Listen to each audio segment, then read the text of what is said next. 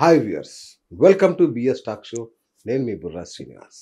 కర్మ సిద్ధాంతం ప్రకారం ఎవరి కర్మకు వాళ్ళే బాధ్యులు, ఎవరి కర్మను వారే అనుభవించాలి. మరి ఈ జ్యోతిష్యులు మీ పాప పరిహారం చేస్తామంటూ పరిహారాలు ఎందుకు చేయిస్తున్నారు?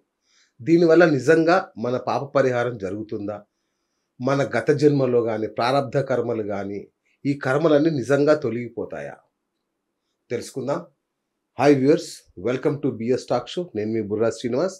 ఇవాళ సుప్రసిద్ధ జ్యోతిష్యులు, మనందరికీ ఎంతో ఇష్టలైన డాక్టర్ లక్ష్మీకాంత్ శర్మ గారు ఇవాళ మన స్టూడియోలో ఉన్నారు. వారు దత్తోపాసకులు, అలాగే నాగశాస్త్ర నిపుణులు. సో అందరికీ అత్యంత చిరపరిచితులు, వారి గురించి పరిచయం అక్కర్లేదు, అంతటి మహాద్భుతమైన జ్యోతిష్యులు. సో మరి వారిని అడిగి ఈ పరిహారాలు ఏంటి, ప్రాయశ్చిత్తాలు ఏంటి, నిజంగా పని చేస్తాయా లేదా తెలుసుకునే ప్రయత్నం చేద్దాం. గురుగారు నమస్కారం. ఓం గం గణపతయే నమః, తుం దుర్గాయై నమః, ద్రాం దత్తాత్రేయాయ నమః. శరబిందు సమాకారే పరబ్రహ్మస్వరూపిణి వాసరాపీఠనిలయే సరస్వతి నమోస్తుతే. ఓం నమో నారాయణాయ. చెప్పండి గురుగారు, ఎలా ఉన్నారు? శుభం. చాలా రోజుల తర్వాత మన ఇద్దరం కలుసుకున్నాం, చాలా సంతోషంగా ఉంది. అప్పట్లో కొన్ని ఇబ్బందులు వచ్చినప్పుడు ఎస్, మీరు మమ్మల్ని ఎంతో మా ఆవేదన అసలు నిజమేంటి అన్నది ప్రజలకు, భక్తులకు, వ్యూవర్స్కి అందరికీ తెలియజెప్పారు. మళ్ళీ ఇంతకాలానికి కుదిరింది. చాలా సంతోషం. అది మా సంతోషం. అదృష్టంగా భావిస్తాం గురుగారు. అయ్యా. నిజంగా మీరు నమ్మినా నమ్మకపోయినా మీరు మాకు అత్యంత ఇష్టలైన గురువులు. ఎందుకంటే అంటే సభాముఖంగా ఒప్పుకోవాలి, అయ్యా, ఇలాంటి నాకు ఈ వస్త్రధారణ కూడా మీరు నేర్పించింది. అది నిజంగా చిన్న- నిజంగా చిన్న మార్పే కానీ అవును. నాకు చాలా ఉపయోగపడింది గురుగారు. అట్లాగే మీరు గతంలో చెప్పిన పరిహారాలు అయ్యా, అవి కూడా నాకు చాలా ఉపయోగపడ్డాయి. చాలా సంతోషం. అంటే మీ ద్వారా ఇంటర్వ్యూ, అంటే మీరు ఆ విషయాన్ని ప్రస్తావన చేశారు కాబట్టి ఎస్, తెలుగు రాష్ట్రాల్లో కాకుండా కర్ణాటక, తమిళనాడు, అది ఆ దత్తాత్రేయ స్వామికి ఎంతో రుణం ఉన్నానేమో. మీ ద్వారా అప్పుడు ఇంటర్వ్యూస్ జరిగినప్పుడు ఎంతోమంది, మీరు కొన్ని ఛానల్లో వర్క్ చేసినప్పుడు, అప్పుడు నన్ను ఇంటర్వ్యూ చేసినప్పుడు ఒక చిన్న ఇంటర్వ్యూకి ఎంతోమంది సంప్రదించి వాళ్ళ జాతకంలో కుజదోషాలు ఉన్నాయని, లేదంటే కాలసర్ప దోషానికి ఒకరైతే ఆ అబ్బాయి వెళ్ళిపోయాడు ఇంట్లో నుంచి అని చెప్పి వచ్చారు. నాకు బాగా గుర్తు. అది ఎలా, ఎవరు కాంటాక్ట్ ఇచ్చారంటే సో అండ్ సో ఇంటర్వ్యూ అని చెప్పారు. ఆ అబ్బాయి అసలు ఆచూకీ దొరకదు అని నిరుత్సాహపడిపోయి అన్ని ప్రయత్నాలు అయిపోయిన తర్వాత మరి మీ ఇంటర్వ్యూ ఇప్పుడు చూడండి. అంటే ఇంటర్వ్యూ అన్నది ఏ వ్యక్తి జీవితాన్ని ఎలా యూటర్న్ తిప్పుతుంది అన్నదానికి ఆయన చూడడం జరిగింది. చూసి దాదాపుగా అన్ని చోట్లకు వెళ్ళి అనేక ఇప్పుడు ఒక కొడుకు ఒకరు కానీ ఇద్దరు కానీ సంతానం ఒకరు ఉంటేనే ప్రీతి అనేం కాదు కదా, ఎవరి ప్రేమ వాళ్ళదే. అయ్యో, కాబట్టి ఇక్కడ ఏమైపోయింది, తిరిగి ఆ ఇంటర్వ్యూ చూసి మళ్ళీ ఆయన మనసులో దృఢమైన నమ్మకం కలిగి, ఎస్ అవును భగవంతుడు ఉంటాడు, మనిషి యొక్క బాధని ఖచ్చితంగా ఆయన స్వీకరించి మన కోరిక నెరవేరుస్తాడు అని ఆయనకు మనసులో అనిపించింది. ఆ విధంగా మనం మాట్లాడాము. వాళ్ళు అవును. వచ్చారు.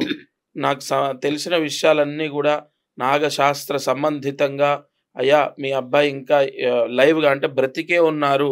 ఆయన సందేహం ఏంటంటే మరి 6 సంవత్సరాలు దాటింది, అసలు ఉన్నాడా లేడా, రకరకాల ప్రశ్నలు. Correct. సో మీరున్న దానికి ఇగో ఈ దిక్కులో ఉన్నారు. ఆయన వెతికారు, యాడ్స్ చేయించారు. అయినప్పటికీ నన్ను కలిసిన తర్వాత కూడా ఒక 6 నెలలో 7 నెలలో ఏం ప్రయోజనం లేదు. నేను చెప్పిన పరిహారం దాదాపు 13 నెలలు. 13 నెలలు పూర్తయిన తర్వాత, ఇది ధర్మంగా చెప్తున్నాను, యజ్ఞోపవీతం పట్టుకొని 13 నెలలు పూర్తయ్యాక ఒక 16 రోజులో 17వ రోజు వాళ్ళ అబ్బాయి ఫోన్ చేశాడు. బా, ఇప్పటికి కూడా ఆయనకి ఏం దొరకలేదు. ఈయన వెతికితే ఆయన ఏం దొరకలేదు, కానీ తనకు తాను ఫోన్ చేశారు. సో అండ్ సో నేను ఇక్కడ ఉన్నాను, నాకు ఎందుకో గుర్తొచ్చారు, మీరు ఎంతో బాధపడుతున్నారని అనుకొని నేను చేశాను, మీరేం కంగారు పడొద్దు, నేను వస్తాను, నా సంకల్పం ఇది. ఏమండి, ఒక్కటి మాత్రం నేను ఖచ్చితంగా చెప్తానంటే, పుస్తకాల్లో చదువుకుంది ఒక ఎత్తు అయితే మనుష్యుల యొక్క జీవితంలో నేను కళ్ళ చూసింది ఒక ఎత్తు. అక్షరాల కరెక్ట్గా మనము జాతకాన్ని లెక్క వేసి దానికి సరైన ప్రాయశ్చిత్తం ఇస్తే వాళ్ళకున్న కష్టము విముక్తి అవుతుంది. అది మాత్రం నిజం. అవునా? వండర్ఫుల్. అయ్యా నాకు సందేహం ఏంటంటే, ఆ! భగవద్గీతలో కృష్ణుడైనా సరే, కర్మలు నువ్వు ఆచరించు, ఫలితం గురించి ఆలోచించకు, హ్మ్. అవి నేను స్వీకరిస్తాను, నీకు సంబంధం లేదు, ఫలితాలతో నీకు సంబంధం లేదంటాడు. హ్మ్. మరి అలాంటి కర్మల నుంచి తప్పించుకోవడానికి ఈ ప్రాయశ్చిత్తాలు ఎలా ఉపయోగపడతాయి? ఏవండి, భగవద్గీతలో ఏం చెప్పారు? నువ్వు పని చెయ్యి, ఫలితం నేను ప్రసాదిస్తా అన్నారు తప్ప, ఉమ్, నువ్వు భగవంతుడు అనేటటువంటి ఒక ప్రాయశ్చిత్తాన్ని లేదా భగవంతుణ్ణి లేదా వేదానుసారంగా చెప్పిన ప్రాయశ్చిత్తాలని నువ్వు ఆచరిస్తే దానివల్ల ఎక్కడ ప్రయోజనం ఉండదు, లేదా దానివల్ల నీకేమీ ప్రయోజనం ఉండదు, నీ కర్మ ఎలా ఉంటే అలా కొనసాగుతుంది అని ఎక్కడుంది భగవద్గీతలో? మీరు చెప్పండి. ఉమ్, భగవద్గీతలో ఏం చెప్పారు? ధర్మంగా నడుచుకోవాలి, ధర్మంగా ఉండాలి, లేదా ఇగో నీ నీ యొక్క అత్యాశకు వెళ్ళకూడదు, కర్మని నువ్వు అనుసరించు, అది నీకు సత్ఫలితాన్ని నేను ప్రసాదిస్తాను ఉమ్, అంటే ఎవరు? ఆయన నేను అన్న వ్యక్తి ఎవరు? పరమాత్మ. పరమాత్మ. ఆయనని సుప్రసన్నం చేసుకోవడానికే కదా మా ప్రాయశ్చిత్తాలన్నీ. సుదర్శన హోమం చేస్తున్నాం కోర్టు కేసు గెలవడానికి. ఆ సుదర్శన మహాస్వరూపం ఎవరు? విష్ణు భగవానుడు. ఆయనని సుప్రసన్నం చేసుకుంటే ఆయన ప్రాయశ్చిత్తం. అంతెందుకు, ప్రహ్లాద పురాణం, మార్కండేయ పురాణం ఇవన్నీ ప్రాయశ్చిత్తాలతోని తిరగబడినటువంటి జాతకాలే కదా. ఉమ్, భగవంతుణ్ణి జయించి కర్మని జయించి భగవంతుణ్ణి మెప్పించి కర్మని జయించారు కదా వీళ్ళు. అంటే ఇప్పుడు మీరు కర్మ సిద్ధాంతం కాదంటున్నారా, తప్పంటున్నారా? అనట్లేదండి. ఆ, మీ యొక్క పుట్టుక, నా పుట్టుక, ప్రతిదీ కూడా కర్మని అనుసరించే ఉంటుంది. ఉమ్, ఇప్పుడు నేను పౌరోహిత్యంలోనో లేదంటే ఒక హితాన్ని బోధించడమో జ్యోతిష్య శాస్త్రంలో నేను ప్రయాణిస్తున్నాను అంటే నా లగ్నానికి దశమ స్థానాధిపతి, దశమ స్థానము, ఆ దశమ స్థానాధిపతి ఉన్న నక్షత్రంలో అంటే ఏ నక్షత్రంలో ఉన్నాడు ఇవన్నీ చూసుకొనే మనం ఒక వృత్తిలో రాణిస్తాం. అవును. ఇది ఇక్కడికి అయిపోయింది. సరే, మీరు ఫలానా వ్యక్తుల యొక్క కడుపులో జన్మించి ఈ జీవితాన్ని కొనసాగించాలన్నది కర్మ. ఎస్, అవును. బట్ ఇందులో ఆటుపోట్లు అనేవి మీ జాతకంలో ఏదైతే అంటే మీ కర్మలో ఏదైతే రాసి ఉంటుందో, అంటే జాతకంలో ఏదైతే, జాతకం అన్నా కర్మన్నా ఒకటే, ఓకే. మనం వేరువేరుగా అది ఏదైతే రాసి ఉంటుందో దాన్ని, అంటే మంచి అయితే మనం ఓకే అండి, ఇవాళ మంచి జరిగింది, నీకు హ్యాపీ, మీరు సంతోషంగా ఉన్నారు. ఉమ్, బట్ చెడు జరుగుతుంటే ఇంకా ఇంకా ఇంకా ఇంకా చెడులో మనము భరించలేక కష్టాలు పడుతున్నప్పుడు ఆ సమస్యల వలన ఆ సమస్యని పక్కకి పెడతాడు ఆ భగవంతుడు. అంటే ఆ సమస్యని ఖచ్చితంగా స్వీకరిస్తాడు. అయితే మీ ప్రశ్న, ఇక్కడ ఈ కర్మని జయించేది ఎలా? కర్మని జయించడం ఎలా? కర్మ అంటే తలరాతలో ఉన్నది ఎలా మారుతుంది? అయితే ఇక్కడ 7.5 సంవత్సరాల శని ఉంది ఒక వ్యాపారస్తుడికి. ఆ వ్యాపారస్తుడికి 7.5 సంవత్సరాల శని దోషము విముక్తి, అంటే ఆ శని దోషం పట్టుకుంది. నా దగ్గరికి వచ్చాడు, నేనేం చెప్పానయ్యా, శని జపం చేసుకో, లేదా ఈ ఉంగరం పెట్టుకో, లేదా ఈ పరిహారం చెయ్యని చెప్పాను. మరి 7.5 సంవత్సరాల శని కర్మ అనుభవించాలన్నది ఆయన తలరాత కదా. మరి ఆయన తలరాతని మీరు ఎలా మారుస్తారయ్యా? ఎగ్జాక్ట్లీ. ఎస్. అయితే ఇక్కడ ఈ 7.5 సంవత్సరాల శనికి సంబంధించి ఏ ప్రాయశ్చిత్త కర్మని మేము ఆచరించామో ఆ పుణ్య ఫలితం ఆ వ్యక్తిని ఏం చేస్తుందంటే, ఉదాహరణగా ఇప్పుడు 7.5 సంవత్సరాల్లో వ్యాపారంలో భారీ నష్టం రావాలని ఉంది. ఎదురుగా ఏదో వ్యాపారస్తుడు రావడం వల్ల ఇతనికి నష్టం విపరీతంగా వస్తుందన్నది కర్మలో ఉందనుకుందాం. ఈ ప్రాయశ్చిత్త కర్మ ఎదుటి వాళ్ళకి ఏదో ఆటంకం తీసుకురావడమో లేదా ఇంకో కారణమో ఆ ఎదుట వ్యాపారం రాకపోవడము కొంతలో కొంత ఇతను బెనిఫిట్ అవ్వడం జరుగుతుంది. అయితే 7.5 సంవత్సరాల శనితో మరి మీరు పూర్తిగా శని దోషాన్ని మీరు తీసేసింది ఏముందండి? కొంతలో కొంత బెనిఫిట్ అంటే అసలు నువ్వు ఘోరంగా అడుగున పడిపోవడం కన్నా నిలబడడం కొంత మంచిదే కదా. తర్వాత మీ భగవంతుడు ఈ 7.5 సంవత్సరాల శనికి కాదు, నేను బతికినంత కాలం శనికి సంబంధించి 10,000 అయ్యే దగ్గర ఇంకో 30,000 ఇస్తాను, బ్రతికినంత కాలం నేను రాజయోగం అనుభవించాలి అని కూడా నేను కోరుకుంటాను. మీరైనా కోరుతారు, ఎవరైనా. కానీ అలా ఏ పురోహితుడు చేసినా మీరు గత జన్మలో చేసుకున్న పాపం అనేది ఒకటి ఉంది కదా, అది అనుభవించాలి కదా. మీరు గత జన్మలో విర్రవీగారు, లేదా జనాలను మోసం చేశారు, లేదా ఇంకోటి చేశారు, అది ఎలా అనుభవించాలి? మళ్ళీ ఈ జన్మలో 2 చేతులు జోడించి నమస్కారం చేసి 4 బ్రాహ్మణులతో హోమం చేయించుకుంటే నా పాపం పోతుందంటే కాదు. మీరు పూర్తిగా కింద పడిపోకుండా, ఓకే. అంటే ఆ వ్యాపారస్తుడు పూర్తిగా దివాలా తీసి షాప్ మూసుకొని వెళ్ళిపోతాడు. నిజంగా ఈయనకున్న బ్యాడ్ టైంలో ఎదురుగా ఎవరైనా ఇంకో షాప్ పెడితే. అలా జరిగిన వాళ్ళు ఎంతో మంది ఉన్నారు. షాపులు మూసేసుకొని వేరే ప్లేస్ అక్కడ మూసేసుకొని, అలా ఆ పరిస్థితి రాకుండా నీ ఇప్పుడు ఆ కాలనీలో నీ షాప్ ఒక్కటే ఉందండి. నీ గురించి నచ్చకపోయినా, నీ ప్రోడక్ట్ నచ్చకపోయినా అత్యవసరంగా కొంతమంది తీసుకునే వాళ్ళు ఉంటారు. ఇంటి పక్కనే నడవలేక కొంతమంది తీసుకునే వాళ్ళు ఉంటారు. కొంత దూరం పోలేక అది పుచ్చో చుచ్చో ఏదో అక్కడ ఎంతో కొంత రూపాయి పోయినా తీసుకునే వాళ్ళు ఉంటారు. అర్ధరాత్రి సమయం అయిందని తీసుకునే వాళ్ళు ఉంటారు. తెల్లవారుజామున స్కూల్లోకి వెళ్ళాలి, టైం లేదని తీసుకునే వాళ్ళు ఉంటారు. ఈ విధానంగా ఎంతో కొంత నీ జీవనం గడుస్తూ ఉంటుంది వేరే వాడు రాకపోతే. ఈ వేరే వాడు రాకుండా ఆటంకాలు సృష్టించడం ఏదో ఇప్పుడు ప్రభుత్వం అక్కడ పర్మిషన్ ఇవ్వలే, లేదంటే ఓనర్ ఉన్నాడు, ఓనర్ నాకు 40,000 కిరాయి ఇవ్వాలంటే అతనికి ఇతనికి కుదరలేదు, అలా డిలే అవుతూ ఉంటుంది. నీ 1 year bad time, 1.5 year bad time. అలా నువ్వు చేసే ప్రాయశ్చిత్తాలు భగవంతుడు నిన్ను రక్షించడానికి. పూర్తిగా శనిదోషమేమి నిన్ను విడిచిపెట్టదు. బట్ 15 రూపాయలు ఉండే నీకు ఆ పూర్తిగా అంటే 1 రూపాయిలోకి పడిపోకుండా 15 రూపాయలు నువ్వు ఎక్స్పెక్ట్ చేసావు అంటే 1,50,000 మంత్లీ బిల్లింగ్ నువ్వు అనుకున్నావు. నీ శని దోషం వచ్చాక నీకు 10,000 కూడా అవ్వాలని లేదు. మేము చెప్పిన కర్మ ఆచరిస్తే 80 నుంచి 100 రూపాయల వరకు నువ్వు సంపాదించుకోగలవు. అది బెనిఫిటే కదా, మొత్తం మనం ఇబ్బందులు పడకుండా. Right, super. సో అంటే ఇక అన్నిటికి ఇలాగే వర్తిస్తుంది. అంటే అన్నిటికండి, ఉదాహరణకి ప్రాణగండం ఉందని జాతకంలో ఉంది, నువ్వు యాక్సిడెంట్ రూపంలో చనిపోతావనో లేదంటే ఇంకేదో మొత్తాన్ని ప్రాణగండం ఉంది, మీరు ప్రాయశ్చిత్తం చేస్తే తప్పుతుందా? కర్మ తప్పుతుంది. ఖచ్చితంగా నియమ నిష్టలతో ఉన్న వాళ్ళు చెయ్యాలి. ఇప్పుడు నేను ఎవరినో కూర్చోబెట్టి అయ్యా ఈ జపం చేయండి అని ఋత్విక్ వర్ణ ఇచ్చేస్తే అది తపస్సు అనేది మూడు భాగాలుగా ఉంటుంది. పూర్తిగా నియమ నిష్టలతో ఉన్న వాళ్ళు చేస్తే 100% ఫలితాన్ని ఇస్తుంది. తర్వాత సరే పొద్దున్నుంచి పూజ చేసుకునేటప్పుడే నేను పవిత్రంగా ఉంటాను, ఇతర టైంలో నేను మామూలుగానే ఉంటాను అన్న వాళ్లకు మధ్యమం. ఇక నేను పుట్టినటువంటిది బ్రాహ్మణ జన్మ, నేను ఏం చేసినా నా పుట్టుకకే పవిత్రత ఉంది అనేటటువంటి భావనలో ఉండి వాళ్ళు ఇష్టం వచ్చినట్టుగా, అంటే వాళ్ళు నిత్య విధి సంధ్యాస్నానం జపో హోమం దేవతానాంచ పూజనం ఆతిథ్యం వైశ్వదేవంచ షట్కర్మాని దినే దినే, అతి ముఖ్యమైనటువంటి బ్రాహ్మణుడిగా జన్మనెత్తి చేయవలసిన కర్మలు ఏమీ చేయకుండా నా జన్మే పవిత్రం అని చెప్పేసి నీ ఇష్టం వచ్చినట్టుగా ఉంటే అతను చేస్తే అధమం. అంటే అతను చేస్తే 10%, ఎందుకంటే పూర్వజన్మ పుణ్యం ఉంది కాబట్టి 10%.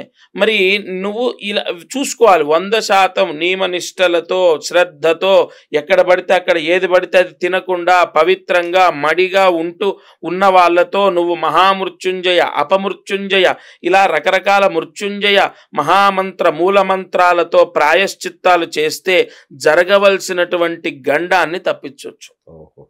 తర్వాత ఏమండి వాడికి 30 ఏళ్ల ఆయుష్ ఉంది, మీరు చేస్తే వాడి ఆయుష్ ఏమైనా పెరుగుతుందా? 30 ఏళ్ల ఆయుష్ ఉంది ఎవరికో సో అండ్ సో, ఆయనకు మీరు చేయడం వల్ల ఏమైనా ఆయుష్ పెరుగుతుందో? ఒక నమ్మకం అండి. ఇప్పుడు మేము పెరుగుతుంది అనే చేస్తాం. అక్షంతలు వేసేటప్పుడు అర్ధాయుష్యుతో పోవుగాక అని ఏ నోరైనా పలుకుతుందా? ఎంతటి దుర్మార్గుడైనా, అంటే కనీసం జాలి లేని వ్యక్తి అయినా సరే ఆశీర్వదించేటప్పుడు అలా అనడు. కాబట్టి అర్ధాయుష్యుతో ఖచ్చితంగా నువ్వు వెళ్ళిపోవాలని ఆయన డిసైడ్ అయ్యారనుకోండి, ఆ పరమాత్మ, నువ్వు ఎన్ని కర్మలు చేసినా అది ఆగదు. కానీ మరి నీ జపం నీ తపం ఎందుకయ్యా? బ్రతికినంత కాలం అంటే ఆ 30 ఏళ్ళు రాజయోగాన్ని అనుభవిస్తూ ఆ 30 ఏళ్ళు అంటే నిందలు లేకుండా అపనిందలు లేకుండా బ్రతికినంత కాలం ప్రశాంతంగా హాయిగా బ్రతకడం ఒక యోగం, అలా కాపాడుతుంది. తర్వాత వాహన గండంలో ప్రాణమే పోవడం కాకుండా చెయ్యో కాలో ఇరిగే అవకాశం ఉంటుంది. అలా ఇరిగితే జీవితాంతం మంచానబడి భార్య చేయక పిల్లలు చేయక అందరు అసహించుకుంటూ విసుక్కుంటూ ఇక నన్ను ఎప్పుడు తీసుకెళ్తావా శ్రీ వెంకటేశ్వర కలియుగ ప్రత్యక్ష దైవం అంటున్నారు, నన్ను ఎంత త్వరగా తీసుకెళ్తావు అదే నా కోరికని లేచినప్పటి నుంచి భగవంతుణ్ణి ప్రార్థిస్తూ నరకం అనుభవిస్తూ మంచానుంటారు కదా, అలా జరగకుండా రక్షిస్తాడు. రే ఫలానా వేద బ్రాహ్మణుడు అందులో అక్షరలక్ష తపోబలం ఉన్నటువంటి వ్యక్తి తపస్సు ధారబోశాడు. అది ఎందుకోసం అంటే పలానా సత్యనారాయణ పైడిపాళ్ల గోత్రము, ఈ వ్యక్తికి ఈ విధంగా ఈ ఇబ్బందులు రావద్దని అక్కడ మార్కేసేస్తాడు పరంజ్యోతి పరమాత్ముడు. అప్పుడు ఏమవుతుందంటే నీ ప్రాణం ఎంతకాలం ఉండాలో అంతకాలం సుఖంగా ఉంటావు, సునాయేసేన మరణాన్ని పొందుతావు. కర్మ ఎప్పటికైనా సరే మన వెంట వస్తూ ఉంటుంది. దాన్ని ఆపుతూ ఆపుతూ ఆపుతూ ఎప్పుడు ఏది నీకు ఇవ్వాలి అన్నది ప్రాయశ్చిత్తంతో భగవంతుడు ఇస్తాడు. ఇప్పుడు అమ్మాయి ఇష్టపడి పెళ్లి చేసుకుంది, ఊర్లో పెద్ద పేరు నిందపడింది. అదే టైంలో అబ్బాయికి యాక్సిడెంట్ అయిపోయి చనిపోయాడు. మళ్ళీ అదే టైంలో ఒక కోర్టు కేసు, పెద్ద కేసు వచ్చి ఆ వ్యక్తి పైన ఒక కేసు వచ్చి పడింది. ఎప్పుడుదో 9 ఏళ్ల క్రితంది. ఈ 3 వచ్చి పడ్డాక ఆత్మహత్య చేసుకోక ఏం చేసుకుంటాడు, చేసుకున్నాడు. జరిగిన విషయమే చెప్తున్నాను. బెంగళూరులో హుసూరు దగ్గర. అంటే నేను అనేది ఏంటంటే, అంటే ప్రాయశ్చిత్తం అన్నది మనోధైర్యాన్ని ఇస్తుంది. ఆ సమయంలో ఏమండి 2023లో ఇది జరిగింది, 2023లో పలానా రోజున ఆ ఆలోచన రాకపోతే ఆ క్షణం ఆ గండ సమయం అనేది దాటిపోతే బతికేస్తాడు కదా కొన్నేళ్ళు. అంటే ఆ పరమాత్మ ఆ విధంగా చెడు ఆలోచనలు రాకుండా మనోధైర్యాన్ని, జ్యోతిష్య శాస్త్రం నాట్ ఏ కమర్షియల్ అండి, అసలు ఎదుటి వ్యక్తి ఆత్మధైర్యాన్ని పెంచుతుంది. కరెక్ట్ గా మనం అప్లై చేస్తే కన్ఫామ్ నాకు మెడిసిన్ సీట్ వస్తుంది గురుగారు చెప్పారని 3 టైమ్స్ లాంగ్ టర్మ్ చేసి ఆ అమ్మాయి సాధించింది. That is Lakshmikanth Sharma. 100% మనము ఆ వ్యక్తి మనస్తత్వాన్ని జయిస్తే ఖచ్చితంగా అతను 100% అతను అనుకున్న గోల్ రీచ్ అవుతాడు. నమ్మాలి, నమ్మేటట్టు నువ్వు చెప్పాలి. దేవుడికి దండం పెట్టు, నవగ్రహాలకు తిరుగు, నీ పని అయిపోతుంది. కామన్ గా నువ్వు చెప్తే, మీరు చెప్పినట్టు నేను చెప్తే అతనికి నమ్మకం ఎక్కడి నుంచి రావాలి? ఈ విధంగా ఇలా ఉంది కన్ఫామ్ భగవంతుడు అన్నవాడు ఈ విధంగా పురాణాలు మనం చూసుకుంటే ఇలా కాపాడాడు అని ఆ వ్యక్తికి ఫస్ట్ సెల్ఫ్ కాన్ఫిడెంట్ వచ్చిందనుకోండి, 100% ఏదైనా సాధిస్తాడు. రైట్ గురూజీ, మీరు నాగశాస్త్ర నిపుణులు కదా, ఎందుకంటే నాగశాస్త్రం ఏంటి కొత్తగా అంటే నాకు అర్థం కాదు. కొత్తదేం కాదండి, ఇది ఎంతో పురాణం. ఇది ఒక కోర్సు ఉంటుంది, కొన్ని ప్రశ్నాశాస్త్రానికి సంబంధించిన దాంట్లో ఇదొకటి. సుబ్రహ్మణ్య ఉపాసన.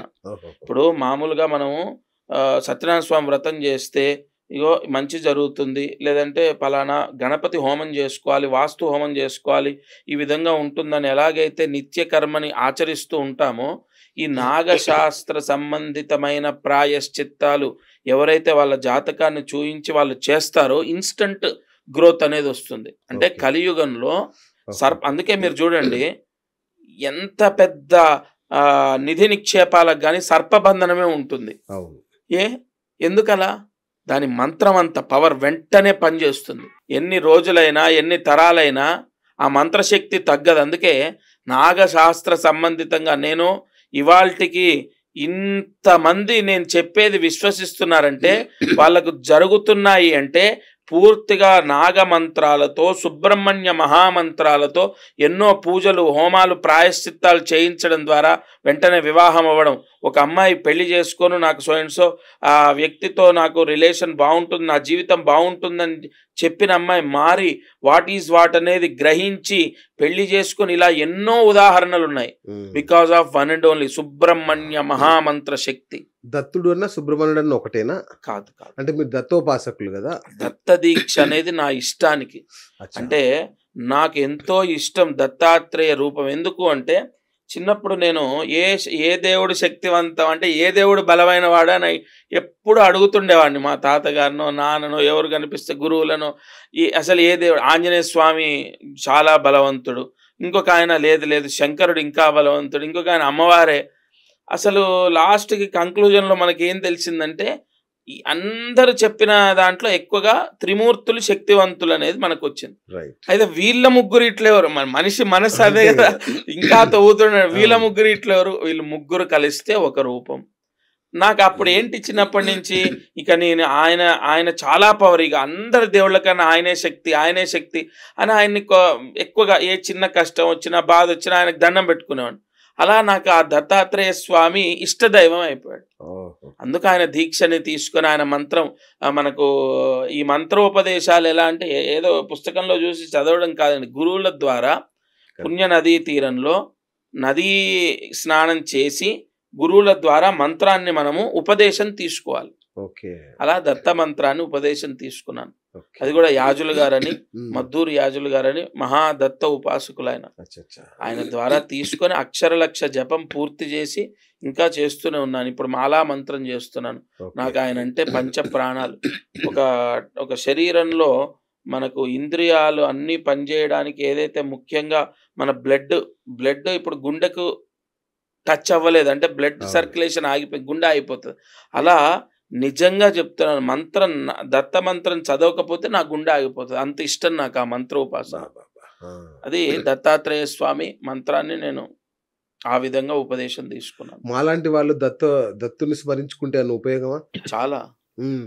కలియుగంలో విపరీతమైన పేరు ప్రఖ్యాతులు గాని, డబ్బు గాని, అష్టైశ్వర్యాలు గాని ప్రసాదించేది దత్తాత్రేయుడు. హ్మ్. ఆయన అంశనే సాయినాథుడు. ఓకే. అందుకే ఇవాళ ఎన్ని కాంట్రవర్సీస్ ఎలా ఉన్నా గూడా దైవాన్ని నమ్ముకొని, అది ఏ విధమైన దైవం, ఏ రూపమైన దైవాన్ని నమ్ముకున్న వాళ్ళు మాత్రం ఎక్కడికి ఏ విధంగా అంటే నష్టపోయినట్టు లేరు చరిత్రలో. అవును.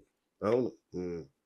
రైట్. అంటే మీరు రెగ్యులర్‌గా మీ ఆశ్రమంలో గాని, మీ హ్మ్. దగ్గర గాని ఈ పరిహారాలు, ప్రాయశ్చిత్తాలు చేస్తుంటారు గదా! చేస్తుంటాం. ఆ! హ్మ్.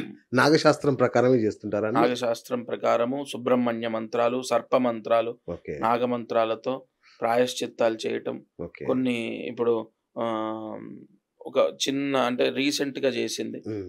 ఒక అబ్బాయి మూర్ఖంగా చెప్పిన మాట వినట్లేదు. ఒక ఇద్దరు స్నేహితుల ద్వారా విపరీతంగా చెడిపోతున్నాడు. ఓకే. తల్లిదండ్రుల యొక్క ఆవేదన ఇది. వాళ్ళ సమస్య ఇది. నేనేం చేశానంటే మంత్రపూసలని మా దగ్గరుంటాయి. ఓకే. ఆ మంత్రపూసలని దాదాపుగా 108 రోజులు పూజలు, ఆ మంత్రపూసలకు పూజలు జరిగినటువంటి మంత్రపూసలిచ్చి, పలానా నక్షత్రంలో ఈ క్షేత్రంలో నిద్ర జేసి, అవి తీసుకొనెళ్ళండి. అక్కడ నిద్ర జేయండి. నిద్ర జేశాక అక్కడ స్వామి పాదాలకు తాకించి మీ ఇంట్లో బీరువాలో లేదంటే ఇంటి ద్వారానికి కట్టండి. దానికున్నటువంటి మంత్రశక్తి మనము కరెక్ట్‌గా మాట్లాడుకుంటే ఒక దైవ శక్తి, న్యాచురల్ పవర్ ఖచ్చితంగా ఒక ఇన్‌స్టంట్ ద్వారా బాబును మారుస్తుంది. ఓకే. అక్కడ ఏం జరిగిందంటే, ఇద్దరు ఒక వ్యక్తిని చెడగొడుతున్నారు. అక్కడ ఇద్దరిట్లో ఒక వ్యక్తి విపరీతంగా అంటే లైక్ బండి మించి కింద పడి విపరీతంగా దెబ్బలు తాకిచ్చుకున్నాడు. ఈ సంథింగ్ ఏదో క్లాష్ జరిగింది ముగ్గురికి. వీళ్ళిద్దరూ అంటే చెడగొట్టే ఇద్దరు ఒక సైడు, ఇతను ఒక సైడు. క్లాష్ జరిగి మొత్తం నింద ఇతని మీదేశారు. ముగ్గురిని పీఎస్‌కి తీసుకెళ్లారు. ముగ్గురిని తీసుకెళ్ళి మొత్తం నింద ఇతని మీదేస్తే, వాళ్ళిద్దరిని విడిచిపెట్టి ఇతన్నే పనిష్మెంట్ చేస్తున్నారు గదా! అక్కడ జరిగిన అవును. విచారణలో. అవును. అసలు విషయం ఏంటి అన్నది గ్రహించి, తల్లిదండ్రులు, వాళ్ళ మేనమామ కొంచెం ఆయన అడ్వకేట్‌గా ఉన్నారు. ఆయన సలహా తీసుకొని బయటికి తీసుకొచ్చారు. అంతా ఆయనకు మైండ్ వాష్ చేశారు. డిపార్ట్‌మెంట్ వాళ్ళు గూడా ఇది అని చెప్పారు. అంటే ఒక ఇన్సిడెంట్ జరిగిందా? లేదా నేనిచ్చిన పరిహారం తర్వాత అప్పుడు కరెక్ట్. ఏమైంది? మళ్ళా లైఫ్‌లో వాళ్ళతో ఇతనైతే కలవడు. కలవడు. ఫస్ట్ పునాది ఇక్కడ నీకు మారడానికి ఇటువైపయితే తిరిగాడు. హ్మ్. ఇక మారుతాడు, చెడు అలవాట్లు వదిలేస్తాడు. అతను వాళ్ళు రోజు ఫోను చేసి పిలిస్తేనే కదా ఇలా వెళ్తున్నాడు, చెడ్డగా ఏదో స్వీకరిస్తున్నాడు. అక్కడ మనసు మారడానికి ఇన్సిడెంట్లు ఎన్నో కారణాలుంటాయి. కరెక్ట్. ప్రాయశ్చిత్త కర్మ రీసెంట్‌గా మేము చేసింది నేను చెప్తున్నా. అంటే మీరు చేస్తారా? అంటే అడుగుతున్నారు కాబట్టి యాహ్! 100% చేస్తాం. దానివల్ల ఎంతో మార్పుంటుంది. ఒక పెళ్లి గురించి, పిల్లల చదువుల గురించి, యెస్. లేదా నరదృష్టి, లేదా ధనయోగం, వ్యాపార యోగం ఇలా ప్రతి విషయానికి నాగశాస్త్రంలో కొన్ని మహామంత్రాలున్నాయి. వాటిని అప్లై చేసి వాటి యొక్క ఛాయాశక్తి అంటే ఒక దైవ శక్తి మనల్ని రక్షిస్తుంది. రైట్. ప్రాయశ్చిత్తాలకి, పరిహారాలకు తేడా ఏంటి గురుగారు? రెండు ఒకటే. ప్రాయశ్చిత్తము, పరిహారము పదాలు వేరంతే. ఓకే. ప్రాయశ్చిత్తం అంటే సంస్కృతంలోంచి, పరిహారం అంటే తెలుగులోంచి. అచ్చచ్చ! అంతే. ఓకే. 2 ఒకటే. రెండు ఒకటే. రైట్. పరిహారం అంటే హ్మ్. మన తెలుగు పదం అది. ప్రాయశ్చిత్తం అంటే సంస్కృత పదం. ఓకే. ఓకే. అంతే. రైట్ గురుగారు. ఇప్పుడు హ్మ్. నాలాంటి పేదవాడుంటాడు. హ్మ్. మీలాంటి ధనవంతులుంటారు. ఓకే. అనుకుందాం. చాలా గొప్పవాళ్ళుంటారు. ఓకే. సో, పరిహారాల్లో బాగా డబ్బు ఖర్చయ్యే పరిహారాలుంటాయి. అత్యంత తక్కువలో అయిపోయే పరిహారాలుంటాయి. ఓకే. సో, చీప్‌గా చేసే పరిహారాల వల్ల ఉపయోగం ఉంటుందా? డబ్బున్న వాళ్ళకి దీనివల్ల ఉపయోగమా? ఏ డబ్బున్న వాళ్ళైనా, ఎవరైనా వాళ్ళకు వాళ్ళు మనస్సుతో అంటే ఫస్ట్ భగవంతుణ్ణి సేవించి మన కర్మని మనం జయించాలంటే ముందు వాళ్ళు కూడా చేయాలి. ఇప్పుడు నేను పలానా చోటికెళ్ళి నిద్ర చేసి రండి అన్నానే, ఆ, నేను పూజ చేశా, నాకు ఇంత డబ్బులు కట్టండి, ఇది తీసుకొని ఇంట్లో పెట్టండి అనలేదే. అవును. వాళ్ళు కదిలారు, వాళ్ళు బయలుదేరారు, వాళ్ళు శ్రద్ధతో, భక్తితో వాళ్ళు భార్యాభర్తలు చేశారు కదా అబ్బాయి మారాలని. అవును. కాబట్టి ఇక్కడ చీప్ అని, ఖర్చయినవని అన్నీ చీపే. నేను చెప్పేవన్నీ కూడా ఆల్రెడీ ఎంతో ఆర్థిక ఇబ్బందుల్లో ఉన్న వాళ్ళకు మనమేదో ఇంకా విపరీతంగా ఒక 70,000 అవుతాయి, ₹1,00,000 అవుతాయి, ఇలాంటి పరిహారాలు అసలు ఉండవు. ఓకే. అండ్ ఇంకొకటి, అది మన ఇష్టానుసారంగా. ఇప్పుడు ఒక శ్రీమంతుడు ఉన్నాడు, మహానుభావుడు. ఆయన ఏం చేశాడు, ఆయనకి విపరీతంగా కలిసొచ్చిందని 108 మంది బ్రాహ్మలతో గృహప్రవేశం చేశారు. ఉమ్, అదే గృహప్రవేశం 15,000లో చేయొచ్చు. అదే గృహప్రవేశం 15 లక్షల్లో చేశారు ఆయన. ఓకే. కాబట్టి అది మన యొక్క స్థితిగతుల్ని బట్టి పరిహారానికి ఇంత రేటనో, లేదంటే ఇంత కట్టాలనో, సుదర్శన హోమానికి ఇన్ని లక్షలు అవుతాయి, లేదా ఇన్ని వేలు ఫిక్స్డ్ అమౌంట్ ఎక్కడ ఉండదండి. ఉమ్, అసలు డబ్బుకి ప్రాయశ్చిత్తానికి లింకే లేదు. ఓకే. మేం బ్రతకడానికి, ఇప్పుడు మీరు బ్రతకడానికి రాళ్ళు మోస్తున్నారు అనుకుందాం. అవును. రాళ్ళు మోసినందుకు గాను, మీ కష్టాన్ని, మీ టైంని అక్కడ పెట్టినందుకు గాను మీరు ఒక 1200 ఇవాళ కూలి, లేదా ₹1000. ఓకే. అలా మేం పూజ చేసినందుకు మా శ్రమ, మా అరుపు, మా కష్టం మేము అక్కడ కేటాయించినందుకు గాను మేము 2000 తీసుకుంటున్నాం. ఓకే. అంతే తప్ప విపరీతమైన కాస్ట్లీ పూజలు అనేవి నేను చెప్పను. అసలు నాకు అవి చేయడం కూడా రాదు. రైట్ గురుగారు. మీరు మాత్రం అట్లా తక్కువలో చేస్తున్నారు, సంతోషం. కానీ ఈ మధ్య కాలంలో ఈ పరిహారాల పేరుతో ఉమ్, నిజంగా పరిహాసాలే జరుగుతున్నాయి బయట. చిత్ర విచిత్రమైన పరిహారాలని లక్షలు ఒక ఒక జ్యోతిష్యుడు అయితే 10 లక్షలు, 20 లక్షలు ఇట్లా తీసుకుంటున్న పరిస్థితి చూసాం మనం. అవును. నిజంగా అంత అవుతుందా? మీరు ఇస్తేనే కదా వాళ్ళు తీసుకుంటున్నారు. అంటే మీరు చెప్తేనే కదా మేము ఇస్తాం. ఇప్పుడు అవునండి. మీరు డాక్టర్ దగ్గర హాస్పిటల్కి వెళ్తాం, అవును. అలాగానే మనం అంటాం, అయ్యా ఏమన్నా కానీ నన్ను నీ కష్టం నుంచి గట్టెక్కించండి అనగానే మీరు ఎలా బిల్లులు వేసినా కట్టేస్తాం కదా. అట్లాగే మీరు కూడా అంతే, అయ్యా ఈ పూజకి ఇంత అవుతుంది అన్నప్పుడు, ఉమ్. లేదయ్యా 10 రూపాయలు చేయమని మేము అడగలేంగా. ఎందుకు అడగకూడదండి? అవుతుందా అని అడగడంలో తప్పేముంది? ఇంకొకటి, ఏ పూజ అయినా అసలు 10 లక్షల రూపాయల పూజలనేది అది అసంభవం. ఉమ్, ఒక సంవత్సరం మొత్తం చేస్తే అవుతుందేమో. ఓకే. అలా అసలు అంత స్థాయిలో అలాంటివి కూడా పూజలే కాదనట్లే. ఓకే. ఓ సంవత్సరం చేసుంటారు, 3 నెలలు చేసుంటారు, 8 నెలలు చేసుంటారేమో. అలా చేస్తే వర్త్. ఒక రోజుకి 10 లక్షలు అంటే అది వర్త్ కాదు. ఓకే. అయితే ఇంకొకటి, అసలు అంత సంవత్సరం పాటు పూజలు చేయాల్సిన అవసరం లేదు. ఉమ్, చిన్న చిన్న రెమెడీస్ ఉన్నాయి. అదేలేండి. అవును. సూక్ష్మంలో మోక్షాన్ని ప్రసాదించే రెమెడీస్ ఉన్నాయి. ఉమ్, కాబట్టి ఇప్పుడు 10 లక్షలు అవుతుందా అంటే దానికి నేను సమాధానం ఇవ్వలేను. ఎందుకంటే ఎగ్జాక్ట్‌గా అసలు ఎవరు, ఎక్కడ, ఏ విధంగా, ఎందుకు తీసుకున్నారు, ఎంతమంది బ్రాహ్మలను పెట్టారు. ఉమ్, ఇప్పుడు కొన్ని పరిహారాల్లో సువర్ణ దానం చేయిస్తారు. ఓకే. ఇవాళ తులం బంగారం ₹1,00,000. అదే అంటున్నా. కొన్ని ప్రాయశ్చిత్తాలు, గోదానం. ఇప్పుడు నాకు కొన్ని సమస్యలు ఉన్నాయని చెప్పి గోదానం చేశా. ఉమ్, గోదానం చేస్తే అది ప్రత్యక్ష గోదానం. నేను చేసినందుకు గాను నాకు 1,50,000 అలా ఖర్చయింది.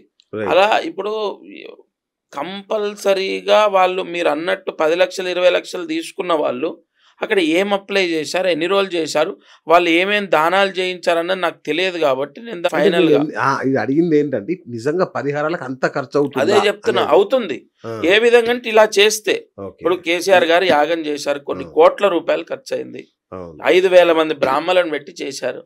కాబట్టి ఆ చేసే విధానాన్ని బట్టి నేను అన్నాను ఇందాక, 108 మందితో గృహప్రవేశం చేశారు, అవును. 15 లక్షలు దక్షిణలే అయ్యాయి. బా. అంటే ఒక మనిషికి 5,000 స్వయం అట్లా 5-6 లక్షలు, లేకుంటే మొత్తం ఖర్చు, సామాగ్రి అన్ని. ఒక ఆయన ఏం చేశారంటే ఆ 11 హోమగుండాలు కట్టి హోమాలు చేయించారు.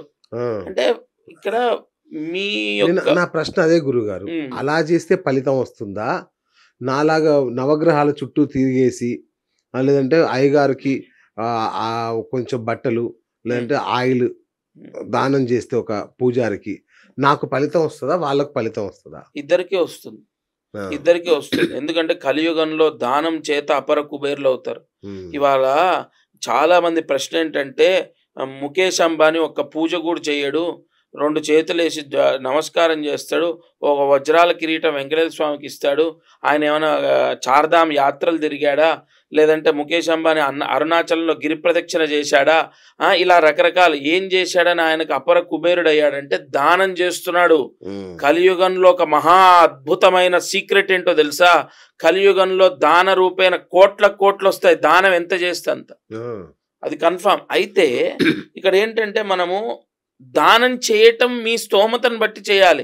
తులసీదళం పట్టుకొని ఏకాదశి మంగళవారం, ఇది బాగా వినండి, ఏకాదశి మంగళవారం వచ్చిన రోజు తులసీదళం పట్టుకొని విష్ణు సహస్రనామ పారాయణ అంతా చేసి ఆ తులసీదళాన్ని శ్రీ మహావిష్ణువు యొక్క పాదాల దగ్గర పెడితే అది ఎంతో పెద్ద యాగం చేసిన ఫలితం వస్తుంది. ఇటువంటి రహస్యాలున్నాయి, అవి కూడా తెలుసుకోవాలి. ఏ గురువు ద్వారా, ఎంత గొప్ప గురువు, ఏ విధంగా చదువుకున్నాడు, అతని ద్వారా తెలుసుకొని ఇప్పుడు మీరు 11 హోమగుండాలు కట్టి ఎంత హోమం చేసి 11 లక్షలు దక్షిణ ఇచ్చిన వ్యక్తికి ఎంత పుణ్యం అయితే వచ్చిందో, ఏకాదశి మంగళవారం రోజు ఆ తులసీ దళాన్ని కుడి చేతిలో అలా అరిచేతిలో పెట్టుకొని ఆ తులసీ దళాన్ని పట్టుకొని విష్ణు సహస్రనామ పారాయణం అంతా చదివి విష్ణువు యొక్క పాదాల దగ్గర పెడితే అంతే ఫలితం వస్తుంది. మనం ఎక్కడ చేస్తున్నాం? ఇప్పుడు మూడు వారాలు కంటిన్యూగా నువ్వు ఈ పరిహారం చేయయా అని చెప్తే 4 రోజులు చేస్తాం. 5వ రోజు వర్షం పడిందనో, ఇంకొకటి 6వ రోజు కడుపుల నొప్పి వచ్చిందనో, 7వ రోజు ఇంకోటనో. ఐసీయూలో 11 రోజులు ఉండాలంటే 11 రోజులు నీ ప్రాణానికి ఏమైనా జరుగుతుందని భయంతో ఉంటున్నావు. మరి పరిహారానికి నీకు ఆ భయం లేదు. ఎవరు అడుగుతారు, ఎవరు కొడతారు, చెప్పిన బ్రాహ్మడు అడుగుతాడా, ఎవరు అడగరని నీకు ఆ భయం లేదు. కానీ కన్ఫామ్గా మీరు అడిగినట్టు ఒక వస్త్రదానం చేసి 11 ప్రదక్షిణాలు చేసి బ్రాహ్మడి పాదాలకు నమస్కరించి నీవే దిక్కు, నా కొడుకు 10th పాస్ అవ్వాలని నువ్వు మనస్ఫూర్తిగా అడిగితే ఆ ఫలితం వస్తుంది. కానీ ఇక్కడ రహస్యం ఏంటంటే ఏ టైంలో ఏ నక్షత్రంలో వస్త్రదానం చేయాలన్నది రహస్యం. అది నేను జాతకం బట్టి ఇస్తున్నాను, అందుకే ఎంతో మందికి సక్సెస్ అవుతుంది. ఫలానా 10th పాస్ అవ్వడానికి అబ్బాయి నక్షత్రం కృత్తికా నక్షత్రం, అబ్బాయి నక్షత్రానికి 4వ తార ఉన్నటువంటి కృత్తిక, రోహిణి, మృగశిర, ఆరుద్ర అంటే ఆరుద్ర నక్షత్రంలో దగ్గరలో ఉన్నటువంటి దేవాలయంలో పసుపు రంగు వస్త్రదానం చేసి 16 ప్రదక్షిణాలు చేయాలి అని చెప్పాను వాళ్ళ తల్లిదండ్రులు. అలాంటి విషయం ఎవరు చెప్పాలి? గురువులే చెప్పాలి. ఈ ఛానల్ ద్వారానో ఏదైనా సంథింగ్ మనం తప్పకుండా మంచి విషయాన్ని తెలియపరచాలి. ఇప్పుడు చూడండి ఇందులో ఎంత రహస్యం ఉందో. ఒకటి మనం చెప్పుకున్నాం ఏకాదశి మంగళవారం కాంబినేషన్, ఇక్కడ మీరు ఇది వినాలి, కాంబినేషన్స్ వెరీ ఇంపార్టెంట్. ఇంకోటి ఏం చెప్పాం, ఆ ఎవరైతే చదువుకుంటున్నారో వారికి 4వ తారలో ఉన్నటువంటి నక్షత్రంలో వస్త్రదానం, అది 16 ప్రదక్షిణాలు. ఇటువంటివి ఎన్నో అద్భుతమైన రెమెడీస్ ఉన్నాయి. నాట్ ఓన్లీ ప్రతిదానికి 1,00,000 రూపాయలు పెట్టి జపాలు చేయటమే కాదు, నేను ఎన్నో రాసిస్తున్నాను, పూజలు కూడా చేస్తున్నాను, చేయట్లేదు అనట్లే. బట్ తప్పదు, ఇంకా కన్ఫామ్. ఇప్పుడు అబ్బాయి ఎక్కడో అమెరికాలో ఉన్నాడు, ఆయనే చేయాలి, ఆయన లేడు, అప్పుడు తప్పకుండా హోమం చేసుకోవాలి తల్లిదండ్రులు. అలాంటివి కొన్ని పూజలు కూడా చేస్తున్నాం. నాకు తెలిసి గురుగారు, గురువు ముఖతః వినకుండా గురువు చెప్పినట్టు ఆచరించకుండా ఉంటే ఖచ్చితంగా దోషాలు దొర్లుతాయి, ఖచ్చితంగా ఏదో తప్పు జరిగే అవకాశం అయితే ఉంటుందండి కదా. సో బెటర్ ఏంటంటే జ్యోతిష్యుని సంపాదించి వాళ్ళు చెప్పినట్టుగా యాజ్ ఇట్ ఈజ్ గా చేస్తే తప్ప, నాట్ ఓన్లీ జ్యోతిష్యము, గురువులు హితబోధ చేసే వాళ్ళు ఎవరైనా అందులో వాళ్ళకి సబ్జెక్ట్ తెలిసి ఉండాలి. ఇప్పుడు తులసమ్మ దగ్గర దీపారాధన పెట్టండి అంటే ఎందుకు పెడుతున్నారు? ఆ వేడి వల్ల చెట్టుకి ఎటువంటి బ్యాక్టీరియా, చెడు పురుగులు ఏవి ఉండవు.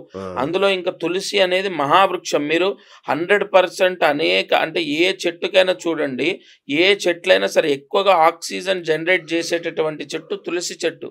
అందులో ఆ తులసి చెట్టు దీపారాధన చేసి ధూపం వేయాలి. ధూపం అనేది చాలా విశేష. ఇలా ప్రామాణికంగా చెప్పేటటువంటి వాళ్ళని అనుసరించడం, ఆచరించడం మంచిది. రైట్ గురుగారు. దీనికి కూడా ఒక ప్రశ్న ఉంది నా దగ్గర. లక్ష్మీకాంత్ శర్మ గారిని అడిగితే దీపాన్ని కుడివైపు పెట్టండి అని చెప్తాడు. ఇంకొక శర్మ గారిని అడిగితే దీపాన్ని ఎడమవైపు పెట్టండి అంటారు. ఇంకొక ఆయన దక్షిణం అంటాడు, ఇంకొక ఆయన ఉత్తరం అంటాడు, ఇంకొక ఆయన అసలు దీపమే పెట్టొద్దు అంటాడు. అంటే జ్యోతిష్యులు అందరూ ఒక్కొక్కరు ఒక్కో రకమైన ఒక సమస్యకి, ఉదాహరణకి నాకు ఈతి బాధలు ఉన్నాయి, లేదంటే ఆర్థిక సమస్యలు ఉన్నాయి, ఇవి తీరాలి అని మిమ్మల్ని అడిగితే ఒక పరిహారం చెప్తారు, ఇంకొకరిని అడిగితే ఇంకొక పరిహారం చెప్తారు. ఎందుకు ఇలా పరిహారాల్లో ఎందుకు ఇంత తేడా ఉంటుంది? అది దానికి ఎప్పటికీ అది 100% అది ఎప్పటికీ పోదు. 100% అది ఉంటుంది. ఎందుకు హ్మ్. అంటే ఎవరి పరిజ్ఞానం ఎంతుంది, ఎవరికెవరికి ఎంత అమ్మవారి అనుగ్రహం ఉంది, వాక్శుద్ధి ఉంది, హ్మ్. వాళ్ళెంత తపస్సు చేస్తున్నారో దాన్ని బట్టి అమ్మవారు పలికిస్తుంది. హ్మ్. అది రెండోది అంతెందుకండి, సబ్జెక్ట్‌లో ఏదుంటే అది మాట్లాడే డాక్టర్స్ దగ్గరనే హ్మ్. తలనొప్పికి 4 రకాల కంపెనీల టాబ్లెట్లు ఇస్తారు. ఓకే. అండ్ 100% ఇక్కడ తపస్సుతో ఆధారపడినటువంటి జ్యోతిష్యంలో హ్మ్. సబ్జెక్టుతో పాటు తపస్సుని అప్లై చేస్తేనే జ్యోతిష్యం ఫలిస్తుంది. ఓకే. అటువంటి జ్యోతిష్యంలో ఖచ్చితంగా 4 రకాలుగా మనం వినవలసొస్తుంది. కానీ ఒకటి సంతోషకరమైన విషయం ఏంటంటే, ఎవరు ఎన్ని రకాలు చెప్పినా అన్నీ భగవంతుడి వైపే దారిని సూచిస్తాయి. యెస్. అదైతే మీరు గొప్ప. ఉత్తరం అవును. దీపం పెట్టినా, దక్షిణం పెట్టినా, పశ్చిమం పెట్టినా అది భగవంతుడికే పెడతారు గాబట్టి, ఓవరాల్‌గా మళ్ళీ మీకు ఆ భగవత్ పుణ్యం, భగవత్ అనుగ్రహం మాత్రం లభిస్తుంది. Wonderful sir. అది. అయితే నేను చేసిన పరిహారం విఫలమైందనుకోండి. హ్మ్. దాని పర్యవసానాలు ఎలా ఉంటాయి? విఫలము అంటే, అంటే అది పని చేయలేదు. అంటే ఇప్పుడు ఒక కోర్టు కేసు పోవాలని మీరేదో పరిహారం జేశారు. ఆ కోర్టు అవును. కేసులో మీరు గెలవలేదు. గెలవలేదు. అవును. గెలవలేదంటే అంతే. ఇప్పుడు అంటే ఏ కారణం అయి ఉండొచ్చు? ల ఎందుకు అది ఫెయిల్ అయింది? అక్కడ లాయర్ ప్రయత్నం చేసినా, పురోహితుడు ప్రయత్నం చేసినా మీరు గెలవలేదు. హ్మ్. ప్రయత్నం చేశాం మనం. ఏ కారణం చేత విఫలమైందంటే 100% అతని జాతకంలో దుస్థానాల్లో ఉన్నటువంటి గ్రహదోషం విపరీతంగా ఉండాలి. ఓకే. ఎప్పుడైనా ఒక కోర్టు కేసులో ఆయన ఓడిపోయాడు అంటే, నాట్ ఓన్లీ కోర్టు కేసు, ఒక సమస్యలో అపజయాన్ని పొందాడంటే ఫస్ట్ దుస్థానంలో ఒకటైనటువంటిది 6వ స్థానము, ఓకే. అలాగే చివరిది వ్యయస్థానం. ఈ 2 స్థానాల అధిపతుల యొక్క బలాబలాలు చూసుకోవాలి. హ్మ్. తద్వారానే అతను జయాన్ని, అపజయాన్ని పొందుతాడు. ఓకే. కాబట్టి అయినా గూడా మరి మీరు పూజలెందుకు చేశారయ్యా? మీరు ఎలాగో ఆయన దుస్థానంలో దోషాలున్నాయని తెలుసు. ఎగ్జాక్ట్‌లీ. 6వ స్థానం, 12వ స్థానం బాలేదు, బలహీనంగా ఉందని తెలుసు. అయినా పూజలెందుకు చేశారు అంటే, కోర్టు కేసు ఓడిపోతాడు అని ఇప్పుడు దుస్థానాల్లో మైనస్ ఉన్నప్పటికీ కూడా కోర్టు కేసు గెలవచ్చు, గెలవకపోవచ్చు అనే అనుమానంతోనే పూజలు చేసేది. అవును. పూజలు ఎందుకు చేస్తారు? ఓకే. అనుమానంతోనే. కరెక్ట్. దైవ బలమైన ఎంతైనా చేకూరితే కనీసంలో కనీసం సరే కేసు గెలవకపోయినా కాంప్రమైజ్ అయితారేమో అనేటటువంటి ఆశతోనే. ఓకే. కాబట్టి ప్రతి దానికి భగవంతుడు అన్నవాడు మార్గాన్ని చూపిస్తాడు. ఓకే.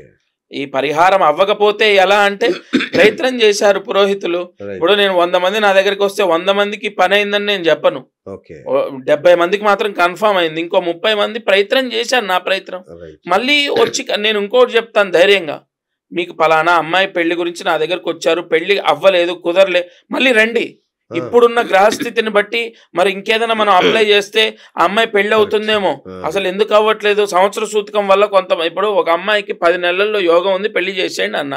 సడన్‌గా వాళ్ళ అమ్మాయి వాళ్ళ నాయనమ్మ చనిపోయింది. సంవత్సర సూతకం మేము చేయనన్నాడు. ఆ కళ్యాణ బలం పోయింది. పోయిన తర్వాత మళ్ళీ ఎప్పుడు వస్తుందనేది మళ్ళీ వచ్చి నన్ను కలిస్తేనే కదా తెలిసేది. ఓకే. ఓకే. ఓకే. కాబట్టి నేను అది కూడా చెప్తాను. మీరు ఏదైనా రెమెడీ చేశారు నా ద్వారా, మీకు పని అవ్వలేదు, మళ్ళీ వచ్చి ఒకసారి కలవండి, తప్పే ఉందండి. ఓకే. నవధాన్యాలు, నవధాతువులు హ్మ్. దానం ఇవ్వడం వల్ల చాలా మంచి జరుగుతుందంటారు. ఏం జరుగుతుంది? చాలా మంచి అంటే, అన్నిటికన్నా ముఖ్యమైనటువంటివి 2 మనుష్యుడికి: ఆరోగ్యము, ఆహారం. ఆహారం లేకపోయినా ఇబ్బందే, ఆరోగ్యం లేకపోయినా ఇబ్బందే. ఇబ్బంది. ఈ 2 వరాలని మానవాళి పొందాలి అంటే నవధాన్యాలను దానం చేయమని చెప్పారు. ఓకే. అవి ఎందుకు అంటే, నవధాన్యాలని ఈ గ్రహాలకు లింక్ పెట్టారు. అంటే ఈ గ్రహాలకు ఆమోదించి ఓకే. ఫలానా శని గ్రహానికి నువ్వులు, ఫలానా హ్మ్. రాహు గ్రహానికి మినువులు, హ్మ్. లేదా ఫలానా కేతు గ్రహానికి ఇవి అని చెప్పి పెట్టారు. ఓకే. ఆ విధంగా ఆ దానం కూడా బ్రాహ్మణుడికి ఉపయోగమే. గోధుమలు ఇస్తారు, ఓకే. గోధుమ పిండి, లేదంటే మినువులు ఇస్తారు, మినప్పప్పు. అక్కడ ఆయన ఇక్కడ ఎందుకు దానం చేయమన్నారు? అసలు దానం యొక్క గొప్పతనం ఏంటంటే, దానం చేయండి, దానం చేయండి అంటే ఎందుకు అంటే, మీరు ఇచ్చినటువంటి నేను ఆయనకేం చేశానంటే ఒక గోధుమలు ఇచ్చానండి. గోధుమ పిండే ఇచ్చాననుకోండి. ఆ గోధుమ పిండి ఆ బ్రాహ్మణుడు సేవిస్తాడు. ఆయన తింటాడు. అంటే పిండిని తినడు కదా, అంతే రొట్టె కదా. చేసుకొని తింటాడు. అవును. ఆ తిన్నప్పుడు ఆయనకు ఉన్నటువంటి బలముతో, అంటే ఆయనకు వచ్చిన ఓపికతో మంత్రానుష్ఠానం చేస్తాడు. ఎప్పటి వరకు చేస్తాడు? అది అరిగే అంతవరకు చేస్తాడు. ఆ అరిగేంత వరకు ఆ ఓపికని ప్రసాదించింది ఎవరయా? దానం చేసిన బొర్రా శ్రీనివాస్ గారు. ఓకే. ఆ బొర్రా శ్రీనివాస్ గారు పలానా 4 గంటల సేపు మంత్రపారాయణ చేసేందుకు ఒక దానం చేశాడు. అవును. ఆ మంత్రపారాయణ ఏం చేశాడు ఆ సమయంలో అంటే ఉమ్. సున్నాల పన్నం చేశాడు. ఉమ్. బొర్రా శ్రీనివాస్ గారికి విపరీతమైన పేరు వస్తుంది. ఓకే. లేదా ఆ సమయంలో రుద్రపారాయణ చేశాడు, బొర్రా శ్రీనివాస్ గారికి ఆయుష్ పెరుగుతుంది. లేదా ఆ సమయంలో మన్యు సూక్తం చదివాడు, ఆ బొర్రా శ్రీనివాస్ గారికి శత్రు బాధ ఉండదు. లేదా ఆ సమయంలో స్వాధ్యాయ బ్రాహ్మణ పారాయణ చేశాడు, బొర్రా శ్రీనివాస్ గారికి సంతాన యోగం ఉంటుంది. అలాంటి రహస్యాలు ఉన్నాయి. మనం దానం చేయాలంటే ఏదో వస్త్రం ఇచ్చాడు, బ్రాహ్మణ వస్త్రం ధరించాడు. వస్త్రం ధరించిన 12 గంటలు బ్రాహ్మడి యొక్క శరీరాన్ని రక్షించడం చేత భగవంతుడు ఆ దానం చేసినటువంటి వ్యక్తిని ఇంతకాలం కాపాడుతాడన్నది ఉంటుంది. ఇలా దానము మనం ఇచ్చేది నవధాన్యాలు దానం చేస్తే చాలా విశేషం. ఓకే. ఓకే. మంచిది. అలాగే పశుపక్షులకి కూడా ఆహారం పెట్టాలంటారు. అవును. దాటి ప్రయోజనం ఏంటి? దాని మీద నేనేమి శాస్త్రానికి లింక్ అయ్యేమి అది అచ్చా. పశుపక్షాదులకు దానం అంటే ఇక్కడ ఒకటండి. ఇప్పుడు కాకికి పిండం పెట్టమని చెప్పింది. అవును. ఎందుకంటే మన పితృదేవతలు ఆ రూపంలో మీరు పెట్టిన ఆహారాన్ని సేవిస్తారన్నది. తర్వాత గోవుకి ఈ విధంగా చేయండి అని చెప్పి అవును. మనకు శాస్త్రంలో ఉంది. అవును. ఇతరత్ర పశుపక్షాదులను మనం జాలితో చేసేవి. చేసేవే. దానికి శాస్త్రీయమ ఆమోదించి లింక్ పెట్టి ఏమి అటువంటివి నేను చెప్పను. రైట్. ఎందుకంటే అందులో ఏ ఉంటే ఏ అనే అంటాను, అంటాను. మరి బి ఉంటే బి అంటాను అంతే. సంతోషం. ఈ గోసేవ ఉంది, అవును. పితృకార్యం చేసినప్పుడు ఆ విధంగా పక్షికి ఆహారం ఉంది. ఉమ్. అంతే తప్ప ఇప్పుడు ఒక శని దోషం ఉంటే తెల్ల నువ్వులు కాకికి చల్లండి, లేదంటే అవన్నీ నేను నాకు ఇష్టం ఉండదు. నేను రైట్. దాన్ని ఇతరులు చెప్పిన దాన్ని నేనేం వ్యతిరేకించాను, కానీ శాస్త్రంలో లేదు లేదు. అన్నది మాత్రం నేను చెప్తాను. సంతోషం. ఉమ్. చాలా చాలా విషయాల క్లారిటీ ఇచ్చేసారు. అయ్యా సంతోషం. రైట్ గురూజీ, అన్నారు కాబట్టి పితృదోషం అనేది ఈ మధ్య కాలంలో బాగా ఫేమస్ అయింది. అయ్యా. పితృదోష నివారణ పూజలని ఎంత భయపడుతున్నారంటే ఆ, ప్రతి ఒక్కరికి అది అప్లై చేసేస్తున్నారు. అయ్యా అయ్యా ప్రతి ఒక్కరు చేసుకోవాల్సిందే. ఎందుకంటే ఇటువైపు ఎంతో మంది మీ తాత ముత్తాతలు ఎవరో ఒకరు చేశారు. చేసి ఉంటారు, అవును. తప్పు చేసి ఉంటారు, అదే మీకు తగిలి ఉంటుంది కాబట్టి అవును. మీరు చేయండి అని పోలోమని బస్సులలో లారీలలో ఎక్కించుకొని వివిధ దేవాలయాలకు తీసుకెళ్తున్నారు. ఉపయోగం ఉందా దీనివల్ల? ఉపయోగము ఉంటుంది, కానీ పితృకర్మ అన్నది వాళ్ళ అంటే ఇక్కడ పితృదోషము ఎన్నో రకాలుగా పితృదోషం అనేది వస్తుంది. అది పితృకర్మ చేయనందుకు కొన్ని ఇప్పుడు అన్నయ్య చేయాల్సిన కర్మ తమ్ముడు చేస్తున్నాడు, గొడవల వల్ల ఇంకోటో లేదా అన్నయ్య వేరే దేశంలో ఉన్నాడనో ఏదో కారణం చేత ఓకే. అక్కడ అన్నయ్యకి దోషం దాకుతుంది, తమ్ముడికి ఏం దాకదు. ఉమ్. వీళ్ళ భ్రమ అంటే వీళ్ళకున్నటువంటి డౌట్ ఏంటంటే మా బావగారు చిత్తి వెలిగించాల్సినటువంటిది మా ఆయన వెలిగించాడు, మరి ఏమైనా దోషం? అది ఇంకా 10 మంచే, ఆ. దోషమేం కాదు. అచ్చా. పితృపురాణంలో ఉంది, అది ఏమి దోషాలు. శ్రాద్ధకర్మ చెయ్యటం ఎన్ని జన్మల వరం తెలుసా? అవునా? శ్రాద్ధకర్మ చేయటం అనేది ఎంతో గొప్ప వరం. ఇంకా మీ భర్త చేశాడు, అది మీ పిల్లల్ని రక్షిస్తుందమ్మా. ఆయన చేసుకోలే, ఆయన దురదృష్టవంతుడు. కాబట్టి ఏమీ ఇబ్బంది లేదు, తప్పకుండా పితృకర్మ. అయితే ఆ పితృకర్మ చేయడం వల్ల దోషమేం రాదు. తర్వాత మీరు అడిగినట్టు పితృదోషాలు అనేకం ఉన్నాయి, వాళ్ళని తీసుకెళ్లి పలానా క్షేత్రంలో అవి చేయటం మంచికే, తప్పైతే ఏం లేదు. అంటే ఒకవేళ మీరు అన్నట్టు తరతరాలుగా ఏవో తప్పులు చేసి ఉంటే మీకు తాకుతున్నాయి అన్న అనుమానం పోతుంది కదా అంట. ఇప్పుడు అది ఎలా ఉంది ఏముంది అనేది నాకు తెలియదు, మీకు తెలియదు, ఎవరికీ తెలియదు. అది క్వశ్చన్ మార్కే. ఇప్పుడు అబ్బాయి కష్టాలు అనుభవిస్తున్న అబ్బాయి ముత్తాత ఒక స్త్రీని బాధ పెట్టి స్త్రీ శాపాన్ని పొందాడు.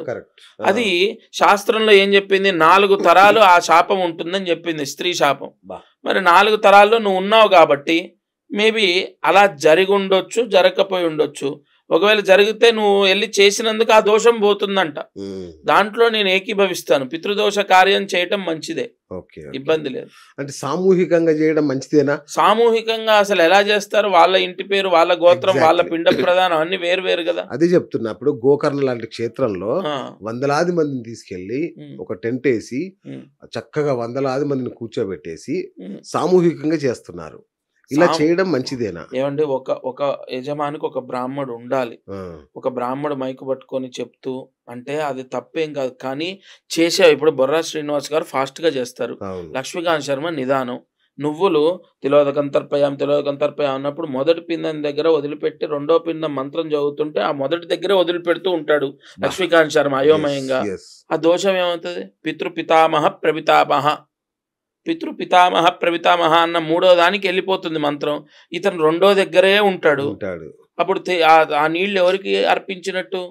అంటే పితృకార్యం చేయటం కరెక్టే గాని గుంపులుగా 30 మంది 40 మంది కూర్చొని ఒక మనిషి చెప్తూ ఉంటే చేస్తే అలా కూడా చేయొచ్చు. కానీ 40 మంది మిషన్ స్విచ్ చేస్తే 3 రెక్కలు తిరిగినట్టు 40 మంది ఒకేలాగా ఒకే మనస్తత్వంతో ఒకే యాక్టివిటీతో ఫాస్ట్‌గా ఒకే రకంగా ఎలా చేస్తారు? అసాధ్యం. అలా మధ్యలో ఎవరికి ఇక్కడ దోమ ఇలా అంటాడు అనే లోపు ఇంకో మంత్రానికి వెళ్ళిపోతుంది. పితృపితామహ ప్రపితామహ.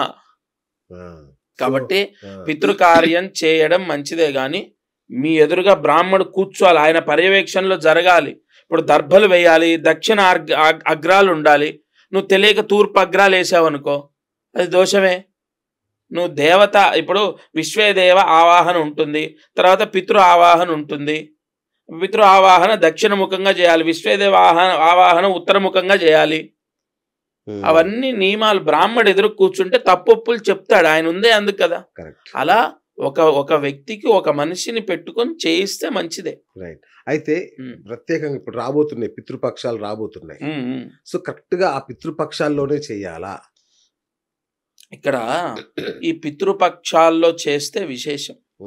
ఎందుకంటే ఈ శ్రాద్ధ కర్మలు ఈ 15 రోజుల్లో కొన్ని కర్మలు ఉంటాయి తండ్రి లేని వాళ్ళు చేసేవి. ఈ కర్మలని ఆచరిస్తే వాళ్ళు అంటే వాళ్ళ పూర్వీకులు చేసిన మహాపాపాలు ప్రక్షాళన అవుతాయి. ఉత్తమ గతులలో వాళ్ళు ఉండడం అంటే ఉత్తమ గతులను పొందుతారు. అయితే ఈ 15 రోజులు పితృదేవతలకు అత్యంత ప్రీతి. 15 రోజులు పితృదేవతలకు మీరు ఏది అర్పించినా వాళ్లకు స్వీకరించే యోగ్యతని భగవంతుడు ప్రసాదిస్తాడు. ఇప్పుడు మీరు ప్రతిరోజు రాళ్ళు రప్పలు లేదంటే ఇంకోటో ఆయనకి ఇష్టమని ఏదో అర్పించినా కూడా వాళ్ళు స్వీకరించరు.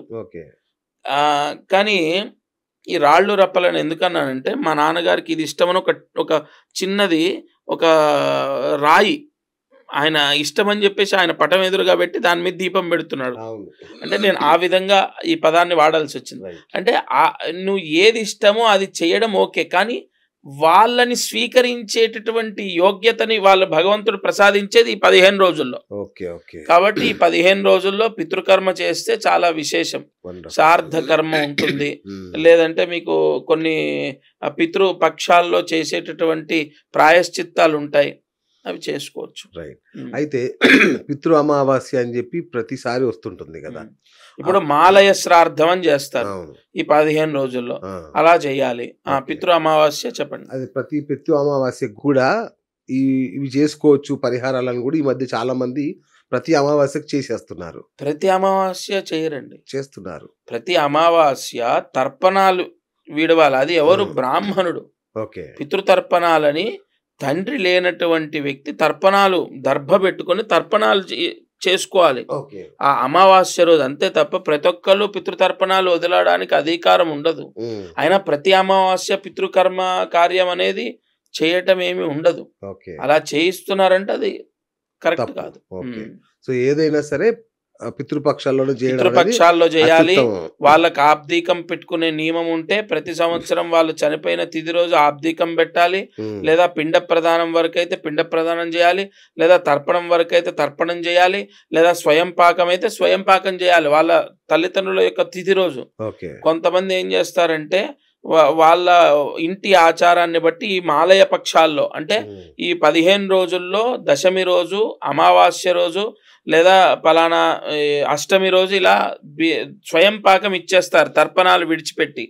అలా కూడా చేసుకోవచ్చు. కానీ పితృకర్మ మరవరాదు. పితృకర్మ చేయడం చాలా మంచిది. వంశాభివృద్ధి, మనశ్శాంతి. పితృదేవతలు ఇవాళ నీకు ఒక 3 రోజులు నీళ్లు లేకుండా నిన్ను పెడితే నువ్వు ఎంత తాపసానికి గురవుతావో, వాళ్ళకు నువ్వు తర్పణం విడవకపోతే అంత అగ్ని ఆ ప్రేతాత్మ అగ్నితో ఉంటుంది. ఆ అగ్నికి నీళ్లు పొయ్యకపోతే విపరీతమైన క్రోధాన్ని పొందుతుంది, శపించేస్తుంది. ఖచ్చితంగా ఇది మీరు 100% శాస్త్రంలోనే ఉంది. మీరు పెద్ద పెద్ద వారి ప్రవచనాల్లో కూడా వినొచ్చు ఈ మాటలు. ఖచ్చితంగా పితృదేవతల శాపానికి గురవుతాం. కాబట్టి పితృకర్మ చేయాలి. అది మీ ఆచారంలో ఎలా ఉందంటే, మీ వంశీకులు తర్పణాలు, కొంతమందికి పిండ ప్రదానం, కొంతమందికి ఆబ్దీకం, అలా దాని ప్రకారం చేయాలి. ఓకే గురుగారు, ఇప్పుడు సెప్టెంబర్ 7న సంపూర్ణ చంద్రగ్రహణం రాబోతోంది. చాలా మంది భయపెట్టేస్తున్నారు. ఆ రోజు మహాప్రలయం, మహావిలయం, ఆ రోజు నుంచి చాలా జరుగుతుంది, చాలా ఘోరాలు జరగబోతున్నాయి అని చెప్తున్నారు. అసలు ఏం జరుగుతుంది? సెప్టెంబర్ 7న సంపూర్ణ చంద్రగ్రహణం వస్తే ఏం జరుగుతుంది? ఏమీ జరగదండి. అది భయపెడుతున్నారంటే తంబలైన్లు అలా ఉంటాయి. లోపల విషయం ఒకటి, తంబలైన్ ఒకటి ఉంటుంది. కొంతమంది నిజంగానే భయపెట్టొచ్చు, కానీ ఏమీ జరగదు. గ్రహణాలు అనేవి గ్రహణాలు కామన్. ఇప్పుడు గ్రహణం వస్తుంది, రాకుండా ఉండదు. భూ సంచారంలో గ్రహణం అనేది ఖచ్చితంగా రావాల్సిందే. ఎందుకంటే దైవ బలం ఉన్న దగ్గర దుష్ట శక్తి ఉంటుంది. అలాగే ఈ గ్రహణాలు అనేవి ఒక ఛాయా దోషాన్ని ఇస్తాయి మానవాళికి. దానివల్ల ఏమి జరగదు. ఆ సమయంలో తపస్సు చేసుకోవాలి, ఆ సమయంలో నదీ స్నానం చేయాలి, లేదా ఆ సమయంలో మెడిటేషన్ అంటే భగవద్ ధ్యానంలో ఉండాలి. ఆ సమయంలో టీవీ పెట్టుకొని మనకు టీవీలో లైవ్ చూడటం కాకుండా యూట్యూబ్లో ఎలాగో వస్తుందిగా 2 గంటల తర్వాత తెల్లారు, మీకు ఆ సమయం మాత్రం మళ్ళీ రాదుగా. గ్రహణ కాలము ప్రథమ మధ్యమ మోక్షకాలం అనేది మళ్ళీ రాదుగా. ఆ గ్రహణ కాలంలో తలస్నానం చేసి కూర్చొని తపస్సు చేయి, పారాయణ చేయి, దుర్గా సూక్త పారాయణ చేస్తే ఈసారి ఈ చంద్రగ్రహణంలో విపరీతమైన ధనయోగాన్ని పొందుతారు. ఎందుకంటే చంద్రుడు అమ్మవారికి వశపడిపోతాడు, దుర్గాదేవికి వరాన్ని ఇచ్చేస్తాడంతే. అలాంటి చంద్రగ్రహణంలో మనం విన్న ఇప్పుడు మీరంటే చదువుతారు గురుగారు దుర్గా సూక్తం, మాకేం వస్తుంది, మీరు వినండి. లేక దుర్గా అష్టోత్తరం ఉంది, అష్టోత్తరం చదవచ్చు, నామాలే కదా. ఇప్పుడు ఎర్రబెల్లి వెళ్ళడానికి ఈ బస్సు అని చెప్పి బస్సు మీద నువ్వు అయితే చదువుతున్నావు కదా, లేదంటే హైదరాబాద్ టు కాకినాడ అని చదువుతున్నావు కదా. అలాగే నామాలు ఉంటాయి, నామాలు తెలుగులోనే, లేదా ఇంగ్లీష్లో ఉంటాయి, లేదా హిందీలో ఉంటాయి.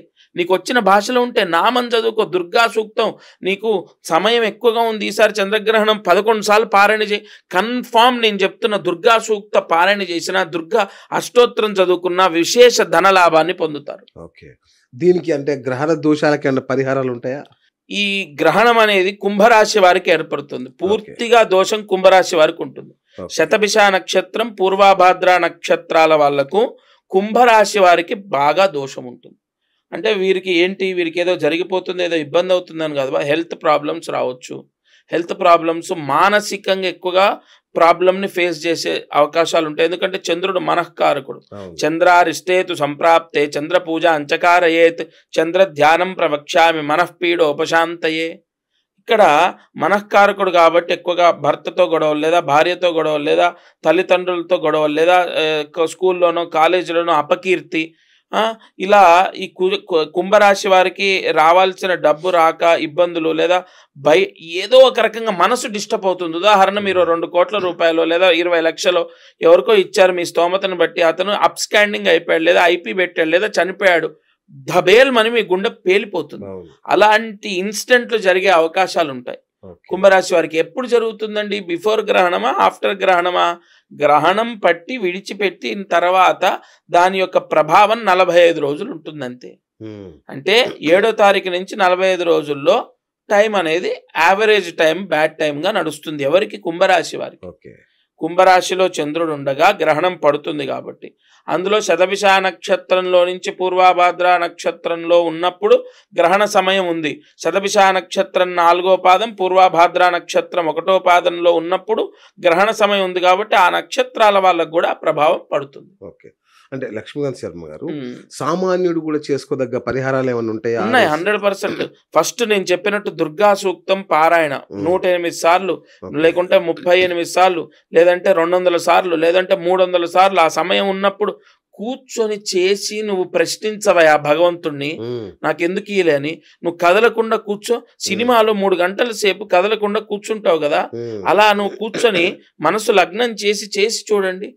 అలాగే సామాన్యులు చేసుకునే పరిహారం తెల్లవారి మరుసటి రోజు సోమవారం రోజు, ఆదివారం గ్రహణం అయ్యాక సోమవారం తలస్నానం చేసి వస్త్రము బియ్యము దానం చేస్తే సరిపోతుంది. ఎన్ని కిలోలు చేయాలి? 1 వస్త్రం 3 కిలోల బియ్యం దానం చేస్తే సరిపోతుంది. ఎక్కడ చేయాలి? శివాలయంలో చేయాలి. ఎందుకంటే ఈ గ్రహణ ప్రాయశ్చిత్త దోషము పోయేది ఒకే ఒక్క దైవ సన్నిధి శివాలయం. అది ఇప్పుడు ఈ సామాన్యుడికి కుదరదా అండి? 3 కిలోల బియ్యం 1 వస్త్రం. సామాన్యుడికి కుదరదా? 4 గంటల సేపు దుర్గా సూక్త దుర్గా అష్టోత్తర పారాయణం అద్భుతంగా అది చెయ్యాలి. 108 సార్లు చేశాను, అయిపోయింది. గ్రహణ సమయం మీకు దాదాపుగా 10, 11, 12 అంటే 3.5 గంటల సమయం పైన ఉన్నప్పుడు దుర్గా సూక్త పారాయణం అయితే దాదాపు 500 సార్లు అవుతుంది. చేసి చూడండి. నేను ఎగ్జాక్ట్ కన్ఫామ్ చెప్తున్నాను. 1 ఇయర్ లో మీకు రావాల్సిన డబ్బు వస్తుందో లేదో చూడండి.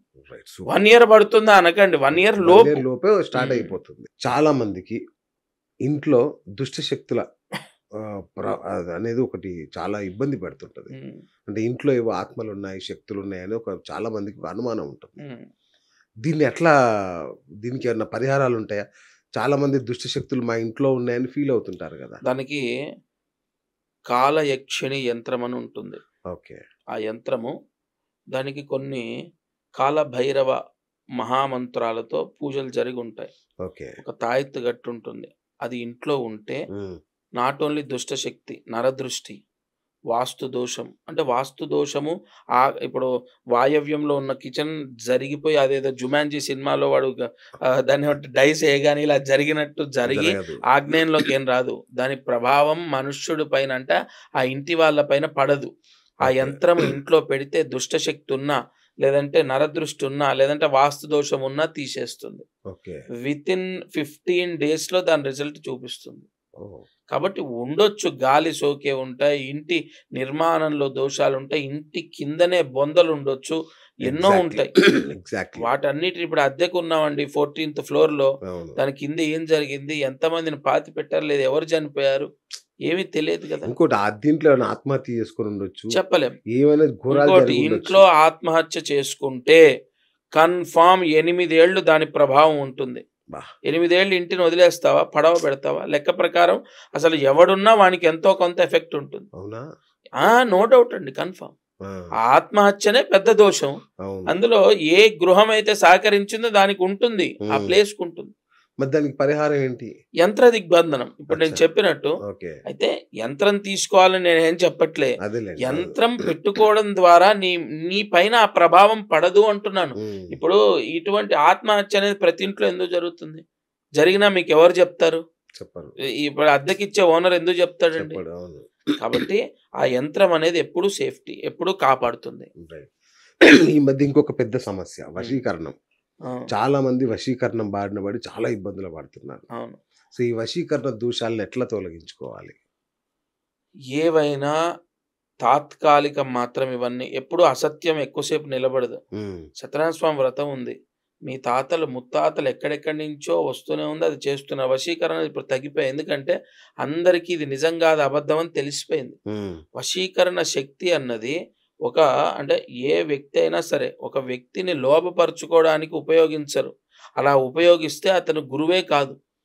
వశీకరణం ఎక్కడ నిన్ను రక్షించాలి అంటే దేవతా వశీకరణ అవ్వాలి. వశీకరణ అంటే ఒక అపసవ్య వశీకరణ పనికిరాదు. సవ్య వశీకరణ అంటే దేవతా వశీకరణ, సుబ్రహ్మణ్య వశీకరణ. సంతానాన్ని ఫలానా టైంలో, ఫలానా సమయంలో, ఫలానా నక్షత్రంలో మీరిద్దరు కలవాలని సిచ్యువేషన్ క్రియేట్ అవుతుంది.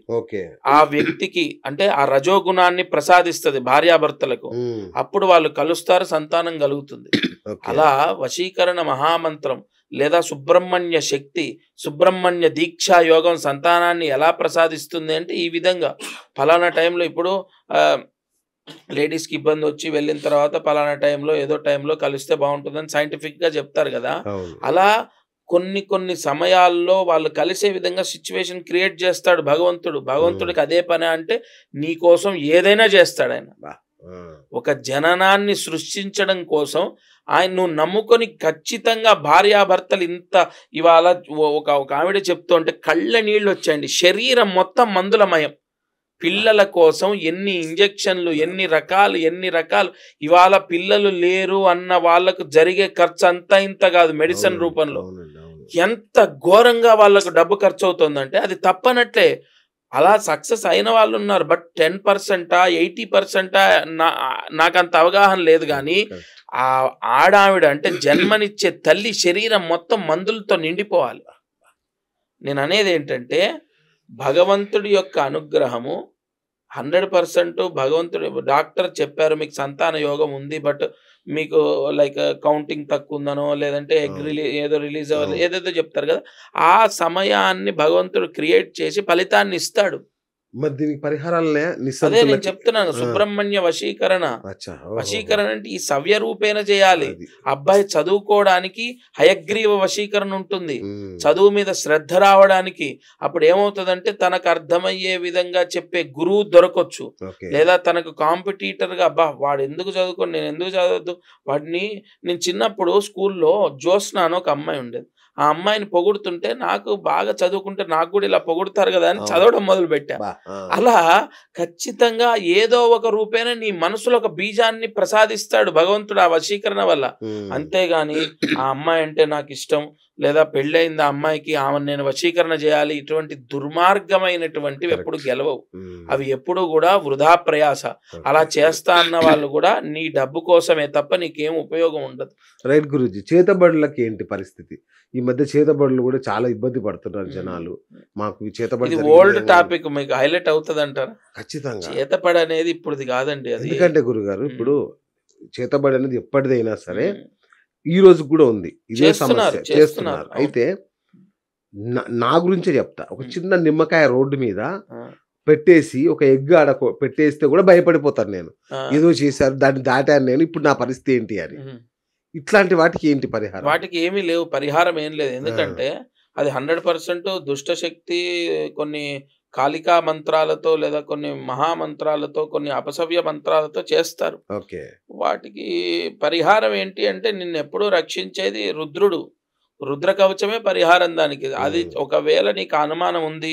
ఎవరైనా నీ పైన గాని, నీ కుటుంబం పైన గాని ఏమైనా చేశారు. హ్మ్. సడెన్‌గా మేము బాగున్న వాళ్ళం ఇలా అయిపోయాం. మా అబ్బాయి బాగా చదివేవాడు ఇలా అయిపోయాడు. మా పైన మాకు తెలిసిన వాళ్ళు మా బంధువుల్లో ఏమో చేయించారు.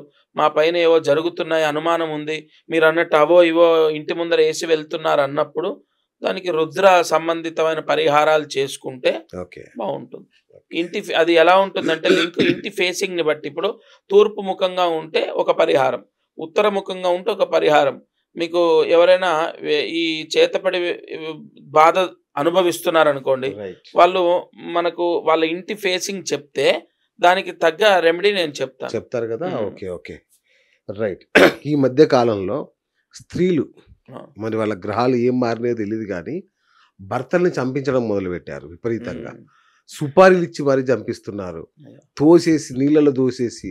అంటే ఒకప్పుడు పురుషులు ఎలా బిహేవ్ చేశారు, ఇప్పుడు స్త్రీలు ఎలా బిహేవ్ చేస్తున్నారు. ఓకే. మరి స్త్రీలు ఇంత చైతన్యవంతమై పురుషుల్ని సంహరించడం మొదలుపెట్టారు గదా! అదే. ఏంటి ఏమన్నా? అది చైతన్యం కాదండి. ఆ! అది ఒక ఆగ్రహం. అంటే అది హ్మ్. అక్కర లేనటువంటి కోపం. ఆ! దేనికి అక్కర రానటువంటి ప్రవర్తన. హ్మ్. అయితే దానికసలు శాస్త్రానికి దానికి సంబంధం లేదు. దాన్నేమంటారంటే పాపం పెరగడం. నాట్ ఓన్లీ స్త్రీలు, పురుషులు ఉన్నారు, స్త్రీలున్నారు, రకరకాల ఇబ్బందులు జరుగుతున్నాయి. ఇవన్నీ కామక్రోధాలతో ఏర్పడేవి. ఓకే. క్రోధం అంటే విపరీతమైన కోపంతోనే గదా నువ్వు చంపేది అవును. భర్తని అవును. లేదా భార్యని. ఈ అవును. కోపం అరికట్టడం అనేది చాలా పెద్ద టాస్క్ ఇది. ఈ ఓకే. కోపం వల్లనే అనేక అనార్థాలు జరుగుతుంటాయి. అంతెందుకు ఇప్పుడు ఒక దేశమే కొట్టుకుంటున్నాయి ఒక కోపం వల్ల. అవును. సామరస్యం అవును. ఏమంటే ఇద్దరు సామరస్యం అవుతే అసలు కొట్లాట ఎక్కడుంటుంది? అంతే కదా! కాంప్రమైజ్ అవుతే. కాబట్టి వీటికి కలియుగంలో వీటికి ఆనకట్ట అంటే దీనికి ఫుల్ స్టాప్ లేదు. మనకు మనమే భగవత్ ఆరాధనలో ఆహ్, మొత్తం నిఘ్నమై అంటే భగవత్ ఆరాధనలో నిమగ్నమై ఉండాలి. ఉండిపోవాలి. ఆ! హ్మ్. తర్వాత విడాకులు గూడా. హ్మ్. ఒక్క రోజులో గూడా విడాకులు తీసేసుకుంటున్నారు. ఇవి చాలా పెరిగాయి. హ్మ్. నాకు అంటే నాకు తెలిసినటువంటి నా యజమాని బాగా సన్నిహితంగా ఉండే ఆయన పెద్ద అడ్వకేట్.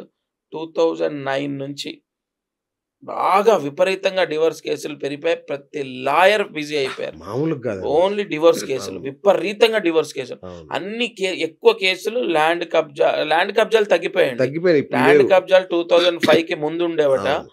2005 తర్వాత తక్కువైపోయినాయి. ఆస్తి గొడవలు, ఈ డివోర్స్ కేసులు, ఆస్తి గొడవలు, డివోర్స్ కేసులు, అవును. ఇవే విపరీతంగా. మర్డర్ కేసులు తగ్గిపోయాయి. క్రైమ్ అంటే మన లా అండ్ ఆర్డర్ స్ట్రిక్ట్ గా ఉండడం ద్వారా అవన్నీ ఓకే, అస్సలు అది జరగట్లేదని కాదు, కానీ చాలా వరకు తగ్గిపోయాయి. అవును. బట్ ఈ డివోర్స్ కి ఏ లా అండ్ ఆర్డర్ ఉంటుంది? మనుషులు కొట్టుకో, భార్యాభర్తలు కదా. కాబట్టి ఇవి ఇంకా దాదాపుగా అంటే మా గ్రహాల యొక్క సంచారాన్ని బట్టి చూసుకుంటే ఇంకా 30-32 ఏళ్ళు ఇలాగే కొనసాగుతుంది. బా బా బా. ఇంకా పీక్స్కి వెళ్ళిపోతుంది. ఆ. ఆయన చెప్పడం అంటే మాకు ఇంకేం, మా తరానికి దిగులు లేదండి, మేము బతికేస్తాం డివోర్స్ కేసుల మీద అంటున్నాడు. బా బా బా అది బా. అంత ఇదిగా మరి అయిపోయింది. వీటికి ఏం పరిహారాలు, ప్రాయశ్చిత్తాలు? పరిహారాలు ఉన్నాయి, ఖచ్చితంగా ఉన్నాయి. ఉమ్. భార్య భర్తల యొక్క 100% ఈ విషయంలో నేను 1 కాదు 2 కాదు 70-80 జంటల్ని మార్చాను. 100% మనుషులు వాళ్ళ యొక్క ప్రవర్తన మార్పు, వాళ్ళ కోపం తగ్గడం, వాళ్ళ ఆలోచన మారటం, పిల్లల కోసం బ్రతకాలి, పిల్లల కోసం కలిసి ఉండాలి, సొసైటీ కోసం కలిసి ఉండాలి, తల్లిదండ్రులకు చెడ్డ పేరు వస్తుంది, ఇలా ఒక అంటే ఆలోచన మారిపోతుంది వాళ్ళది. కంపల్సరీగా వాళ్ళు కలిసి ఉండే ప్రయత్నం, ఇద్దరు మారాలి. ఉమ్. ఒకరు కాంప్రమైజ్ అయ్యి బ్రతికేస్తే కాదు. కుదరదు. అలాంటి పరిహారాలు ఉన్నాయి, ఓహో. 100% ఉన్నాయి. శుక్ర సంబంధితంగా, కుజ దోషానికి సంబంధించి ఇలాంటి పరిహారాలు చేసినప్పుడు వాటి ఎఫెక్ట్ తగ్గుతుంది. ఉమ్. తర్వాత ఈ మధ్య కాలంలో అంటే మాకు వస్తున్న కేసులు ఏంటంటే, అంటే మాకు మిగతా వింటున్నాం కదా, వివాహ వయసు 30-35 దాటిపోతుంది, ఉమ్, సంబంధాలు కుదరట్లేదు. ఉమ్. ఇట్లాంటి వాళ్ళ కోసం ఏమన్నా ఉంటుందా? పెళ్లి తొందరగా చేయాలండి. ఆడవాళ్ళకి 25, 24, 23, 22 అని చెప్పను కానీ అదే. 23, 24, 25 దాటొద్దు. అవును. అబ్బాయిలకు 26, 27, 28 దాటొద్దు. అవును. ఇవి దాటితే పెళ్ళిళ్ళు అవ్వడం కష్టం. ఇది అవును. ఫస్ట్ మనం జాతకాలు ఇవన్నీ పక్క పెట్టి ప్రాక్టికల్ గా ఆలోచించాలి. కరెక్ట్. తర్వాత సంతాన సమస్యలు, నరాల వీక్నెస్లు రకరకాలు వస్తాయి. ఇది ఏ డాక్టర్ చెప్పక్కర్లేదు, జ్యోతిష్కుడు చెప్పక్కర్లేదు, మినిమం ఆలోచన, అవును. కామన్ సెన్స్ కామన్ అంతే. సెన్స్. అవును. కాబట్టి ఇక పెళ్ళికి వీళ్ళు ఏం చేస్తున్నారంటే, నాకు జ్ఞానం రావాలి, నేను సెటిల్ అవ్వాలి, లైక్ ఇంకోటి ఏంటంటే జనరల్ నాలెడ్జ్ పెంచుకోవాలి, అండ్ ఇంకొకటి ఏంటంటే వీళ్ళు అంటే స్టడీకి సంబంధించి కంప్లీట్ అయ్యి జాబ్ చేస్తూ సొసైటీ గురించి అర్థం చేసుకోవాలి, అప్పుడే పెళ్లి చేసుకుంటా అవును. అనే వే ఆఫ్ థింకింగ్ లో ఉన్నారు. కానీ అవును. అప్పటికి అన్ని అయిపోయి, అన్ని డ్యామేజెస్ అయిపోయి, ఇబ్బందులు ఎదుర్కొని లాస్ట్కి పెళ్లి చేసుకుంటున్నారు. ఏం ఉపయోగం ఉండదు ఇంకా. కాబట్టి అసలు ప్రేమ అనురాగ యోగం అనేది అమ్మాయికి 22 లేదా 23 నుంచి, అబ్బాయికి 26, 28 నుంచి ఆ సమయం లోపే వాళ్ళకు పరిపూర్ణమైన నమ్మకం, ప్రేమ కలిగితే లైఫ్ లాంగ్ ఉంటుంది. ఉంటుంది. కరెక్ట్. ఎందుకంటే ఆ టేస్ట్ అంటే లైక్ ఆ అనుభూతి అన్నది జీవిత కాలం. ఆ అమ్మాయి చచ్చిపోతే భర్త క్షోభిస్తాడు, భర్త చనిపోతే భార్య క్షోభిస్తుంది. అంత బాండింగ్ ఉంటుంది ఆ వయసులో. ఆఫ్టర్ 32 ఏమైపోతుందంటే నువ్వు అన్నిటినీ చూసేసి నీ లైఫ్ ఏమైపోతుందంటే ఒక వైరాగ్యాన్ని పొందుతుంది. కరెక్ట్. అప్పుడు నాకు ఇప్పుడు ఎందుకు పెళ్లి, నేను ఇగో వాడిని చూస్తున్నా, వాడి పెళ్ళి ఇగో ఏ కష్టం అనుభవిస్తున్నా, అవును. ఇలాంటివి వ్యతిరేక మాటలు వస్తూ ఉంటాయి. అవును. సో గురుగారు, ఇక వినోద పరిశ్రమకు ఒకసారి టర్న్ అవుదాం. అయ్యా. బిగ్ బాస్ కూడా మొదలవుతుంది ఒకవైపు. ఓకే. రైట్. అయితే ఈ ముఖ్యంగా నాగార్జున గారు సడన్ గా మొన్న కూలీ సినిమాలో అనుకుంటా ఓకే ఓకే అవును ఆయన విలన్ గా కనబడ్డారు, ఎంట్రీ ఇచ్చారు. అంటే ఈ జగపతి బాబు వీళ్ళ తర్వాత నాగార్జున విలన్ అనేది మేము జీర్ణించుకోలేకపోతున్నాం యాక్చువల్గా. సో ఆయన ఏమన్నా రాంగ్ స్టెప్ వేసాడా, కరెక్టేనా? ఇంకొకటి, మీరు బాలకృష్ణ భగవంత్ కేసరి ఆడియో ఫంక్షన్ లో నేను విన్నాను, అది దానికి అద్భుతంగా అవార్డు వస్తుంది, సూపర్ హిట్ అవుతుందని చెప్పారు. అది అక్షరాల జరిగింది. సో ఇప్పుడు ఏంటి నాగార్జున? ఇప్పుడు ఇక్కడ నాగార్జున గారు రాంగ్ స్టెప్ ఏమీ వేయలేదు. ఎందుకంటే వయసు రీత్యా ట్రెండ్ ఇక్కడ ప్రతి ఒక సంవత్సరంలో 10 ఆఫర్లు ఉండేవి, ఆఫర్లు తగ్గిపోవచ్చు, పెరగొచ్చు, లేదా ఒక సినిమాతోనే వాళ్ళు ఇప్పుడు ఆఫర్స్ తగ్గిపోయాయి అనుకోవడానికి ఒక కారణం అయి ఉండొచ్చు. లేదు రెండోది ఈ విభిన్నమైనటువంటి యాక్టింగ్ కూడా ఒక అనుభూతి అని చెప్పేసి, కళాపురుషుడు కళాకారుడు అనేది అన్ని నవరసాలు పండించాలి, అందులో విలనిజం కూడా ఒకటి. ఆయన యాక్టింగ్ కోసమే పుట్టాను, లేదా యాక్టింగ్ అంటే నాకు ఇష్టము అని చెప్పి ఎన్నో సందర్భాల్లో చెప్పారు. ఈ అవకాశం అందులో అతి పెద్ద డైరెక్టర్‌తో వచ్చింది కాబట్టి హైలైట్ అవుతదని చెప్పి ఆయన నిర్ణయం తీసుకున్నారు. బట్ అది ఓకేగా ఉందని పబ్లిక్ టాక్. అవును. అయితే ఇక్కడ విషయం ఏంటంటే నేను సినిమా గురించి అనట్లేదు. రైట్. ఓకేగా ఉందని నాగార్జున గారు మాకు హీరో. అంతే నాగార్జున కదా. గారు ఒక గ్రీకు వీరుడు లాగా. అవును. అటువంటిది విలన్ అంటే మాకు ఓకే అన్నట్టుగా. అయితే మీరు వాట్ అబౌట్ అంటే నెక్స్ట్ డేస్ అంటే ఈ 2025లో ఎండింగ్‌లో ఆయనకు చాలా బావుంటుంది. హ్మ్. మీరన్నట్టు మేబీ ఈసారి 'బిగ్ బాస్' విపరీతమైన ట్రెండింగ్‌లోకి వెళ్ళిపోయి విపరీతమైన రేటింగ్‌లోకి అంటే రేటింగ్ వచ్చేసి ఆయనకు బాగా పేరు ప్రఖ్యాతలనేవి 100% ఈ ఎండింగ్‌లో ఖచ్చితంగా ఉంది ఆయనకు. ఓహో! అంటే ఆయన జాతకంలో ఒక 6 నెలలు విపరీతంగా ఆయనకు పేరు ప్రఖ్యాతలు, డబ్బు రావడం జరుగుతది. హుహు. అది మేబీ 'బిగ్ బాస్'తో అవ్వచ్చు. ఓకే. ఆయన రాంగ్ స్టెప్ అనడానికి ఏం లేదు. నటనలో ఓకే. అదొక భాగం. ఓకే. బట్ మనలాంటి వాళ్ళు ఆయనని ఇష్టపడే వాళ్ళు ఆ నెగెటివ్ క్యారెక్టర్‌లో కొంచెం ఇష్టపడి అవును. అవును. ఉండకపోవచ్చు. రైట్. మీరేమన్నా 'బిగ్ బాస్'కెళ్తున్నారా? మీ మీద గూడా కొన్ని రూమర్స్ వచ్చాయి. అయ్యా! నేను అంత సినిమా లేదండి. ఆ! 'బిగ్ బాస్' లేదు, ఏది లేదు. ప్రముఖులు ఎంతోమంది ఉన్నారు. సామాన్యులు మీకు పిలుపు వచ్చిందని విన్నా. నిజమేనా? ఏమి లేదండి. ఆ! అదంతా వదంతులు. అంత ఓకే. సీన్ లేదేం. ఓకే. 'బిగ్ బాస్‌కి' వెళ్ళడానికి సమయం ఎక్కడుంటుంది సార్? ఒకవేళ నేను నిజంగా వచ్చినా వెళ్ళని. అసలు రోజుకి 70 జాతకాలు రాయాలి నేను. అబ్బబ్బబ్బా! 70 మినిమమ్ నేను పెట్టుకుంది. ఆ 70 అయిపోయేసరికే నాకు రాత్రి 11 అవుతది. అవును. మళ్ళీ నేను రాత్రి పూట జాతకం చెప్పకూడదు. మళ్ళీ అవును. పొద్దున్నే అవన్నీ చెప్పాలి. కాబట్టి అవన్నీ ఏం లేవు. అదంతా ఉత్తి మాట. ఓకే. రైట్ గురుగారు. ఫైనల్‌గా మామూలుగా ప్రతి మనిషి అవును. సహజంగా లేసిన తర్వాత నడుస్తూ చీమను దొక్కినా పాపమే. అవును. ఓకే. తెలియక దోమను చంపినా పాపమే. ఇంకేది చేసినా అంటే మనకు తెలియకుండా అనేక పాపాలు చేస్తూ ఆ! మన సంచిత కర్మలు, ఆగామి కర్మలు మూట కట్టుకుంటూ వెళ్తుంటాం మనం. అవును. రైట్. అయితే ఇలాంటి వాటికి హ్మ్. అంటే ప్రత్యేకంగా నాకు ఈ సమస్య ఉంది అని తెలుసుకోకున్నా సరే, ప్రతి మనిషి ఏవైనా పరిహారాలు చేసుకోవచ్చా? అంటే సాధారణ జీవితంలో రోజువారీగా. అది అసలు ఫస్ట్ పాపం అనే మాటకు మనిషి యొక్క కంఫర్ట్స్ కోసం ఎన్నో పాపాలు చేస్తున్నాడు. యెస్. క్రూర మృగాలని మనకు సర్కస్‌లో ఎగిరి ఇచ్చేటట్టు అవును. రకరకాలు దానికి ఎనకాల కర్ర పెట్టి నీ అవును. ఆనందం కోసం. లేదా నీకొక్క దోమ గూడా కుట్టొద్దని జాలి లేసి దోమల మందు పెట్టి అవును. అంటే ఈ భూమి నీదే అన్నట్టుగా నువ్వు అవును. వ్యవహరిస్తున్నావు. యెస్. దానికి భగవంతుడు గూడా ప్రకృతి రూపంలో విలయ తాండవాలు చేస్తున్నాడు. ఇప్పుడు మా కాలనీ చికెన్ షాప్ అతను ఉంటాడు. ఆ! రోజుకు 1000 కోళ్ళని దాకా చంపేస్తుంటాడు. ఓకే. అదే ఆహారం గురించి, యెస్. బ్రతకడానికి కంఫర్ట్స్, ఆనందము. ఇప్పుడు మొన్న ఒక దగ్గర చూశాను. కాళ్ళు నీళ్ళలో పెడితే ఆ చేపలు కొరుకుతున్నాయి. అవును. అంటే ఆ చేపల స్వేచ్ఛని హరించి నువ్వు ఆ చిన్న గ్లాస్‌లో పడేసి, సరే నీకు డబ్బు కోసం వాటిని తీసుకొచ్చావు ఓకే. అది ఒకరోజు బతికే చేప, గంట బతికే చేపైనా ఆ గంట సమయాన్ని నువ్వు కబ్జా అవును. చేసేసావు, అవును. కాజేసేసావు. అలా ఇవన్నీ దోషాలే. ఆ! అయితే వీటికి సంబంధించి రెగ్యులర్‌గా చేసుకునే పరిహారం ఏమైనా ఉంటుందా అంటే, అది వాళ్ళ వ్యక్తిగత పుట్టుక, జన్మ లగ్నాన్ని బట్టి ఉంటుంది. పలానా మేష లగ్నంలో పుట్టాడు, లేదా మిథున లగ్నంలో పుట్టాడు, కన్యా లగ్నంలో పుట్టాడు, మహాత్మా గాంధీ తులా లగ్నంలో పుట్టారు. కాబట్టి ఇలా ఈ లగ్నాన్ని బట్టి వాళ్ళ యొక్క జన్మని బట్టి వాళ్ళు చేసుకునే పరిహారాలుంటాయి. నాగశాస్త్రం అంటే అంత గొప్పది. బా! తప్పకుండా వెంటనే అనేక సమస్యలకు పరిహారాలు నాగశాస్త్ర సంబంధితంగా ఉన్నాయి. అవి చేసుకుంటే సక్సెస్ అవుతారు. ఓకే. ఏమండి జాబ్ మారాలని ట్రై చేస్తున్నారు. నేను ఛాలెంజ్ ఈ ఇంటర్వ్యూ ద్వారా జాబ్ మారాలని ట్రై చేస్తున్నారు. ఇప్పుడున్న జాబ్ కన్నా మంచి జాబ్ వచ్చేటట్టు మీ జాతకాన్ని బట్టి నేను రెమెడీ ఇస్తాను. నేను ఒక డెడ్‌లైన్ పెడతా. ఆ లోపే మీరు జాబ్ మారుతారు. బా! అది నేను గొప్పవాడిని కాదండి. శాస్త్రం సబ్జెక్ట్ గొప్పదనం. గొప్పది. అందులో కరెక్ట్. ఉంది. కరెక్ట్. Correct correct. అప్లై చేస్తే 100% రిజల్ట్ వస్తుంది. అవును. ఆ విషయంలో నేను కూడా సంపూర్ణంగా విశ్వసిస్తున్నా మిమ్మల్ని. ఎందుకంటే సంతోషం. నేను కూడా చూశాను కాబట్టి, అనుభవించాను అయ్యో. కాబట్టి. థాంక్ యూ గురుగారు. Thank you so much. మరిన్ని పరిహారాలు, మరిన్ని ప్రాయశ్చిత్తాలు ఇంకా నాకు చాలా తప్పకుండా. సందేహాలున్నాయి తప్పకుండా. వీటికి సంబంధించి. రాను సమయం మీ యెస్. సమయం, నా యెస్. సమయం చూసుకొని చేద్దాం. దయచేసి. అయితే ఇదంతా గూడా చేసేదేదో నా సమయాన్ని కేటాయించేది, మీ సమయాన్ని కేటాయించేది చూసే వాళ్ళకి మంచి జరగాలని. అంతే కదా! 10 మంది చూస్తారు. ఎగ్జాక్ట్‌లీ. అవును. నలుగురు కామెంట్ చేస్తారు. ఆరుగురు వినే ప్రయత్నం చేస్తారు, ముగ్గురు ఆచరిస్తారు, ఇద్దరు సక్సెస్ అవుతారు. ఎందుకంటే ఆ ఇద్దరి కోసం మనం పోరాడుతున్నాం. మిమ్మల్ని ప్రత్యేకంగా ఈ పరిహారాల గురించి ఎందుకు అడిగానని కూడా మీకు సందేహం రావచ్చు. ఎందుకంటే ఈ యూట్యూబ్ పరిహారాలు చాలా పరిహాసాలుగా మారిపోయి జనాలు పిచ్చోళ్ళు అయిపోతున్నారు. ఏది పాటించాలి యూట్యూబ్ పరిహారం అంటే మళ్ళీ నాకు అదే అంటున్నా, అద్దంలో బొట్టే గుర్తు. ఎగ్జాక్ట్లీ ఇలాంటి వింతవి నా దగ్గర 100 ఉన్నాయి. అయితే మీరు నాగశాస్త్ర నిపుణులు కాబట్టి మీరైతే ఖచ్చితంగా శాస్త్రబద్ధమైంది చెప్తారనే ఉద్దేశంతో ఈరోజు ఈ టాపిక్ తీసుకున్నాము. సో గురుగారిని నమ్మొచ్చు, ఆయన నాగశాస్త్ర నిపుణులు మీ అందరికి తెలిసిందే.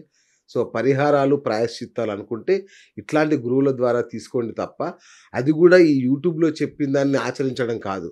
మళ్ళీ మీ జన్మ నక్షత్రం, మీ జాతకం యూట్యూబ్ లో చెప్పింది ఆచరించొద్దని కాదు, కానీ అసలు వాళ్ళకు పర్ఫెక్ట్ మ్యాచ్ అవ్వాలి. అది అవ్వదు కదా.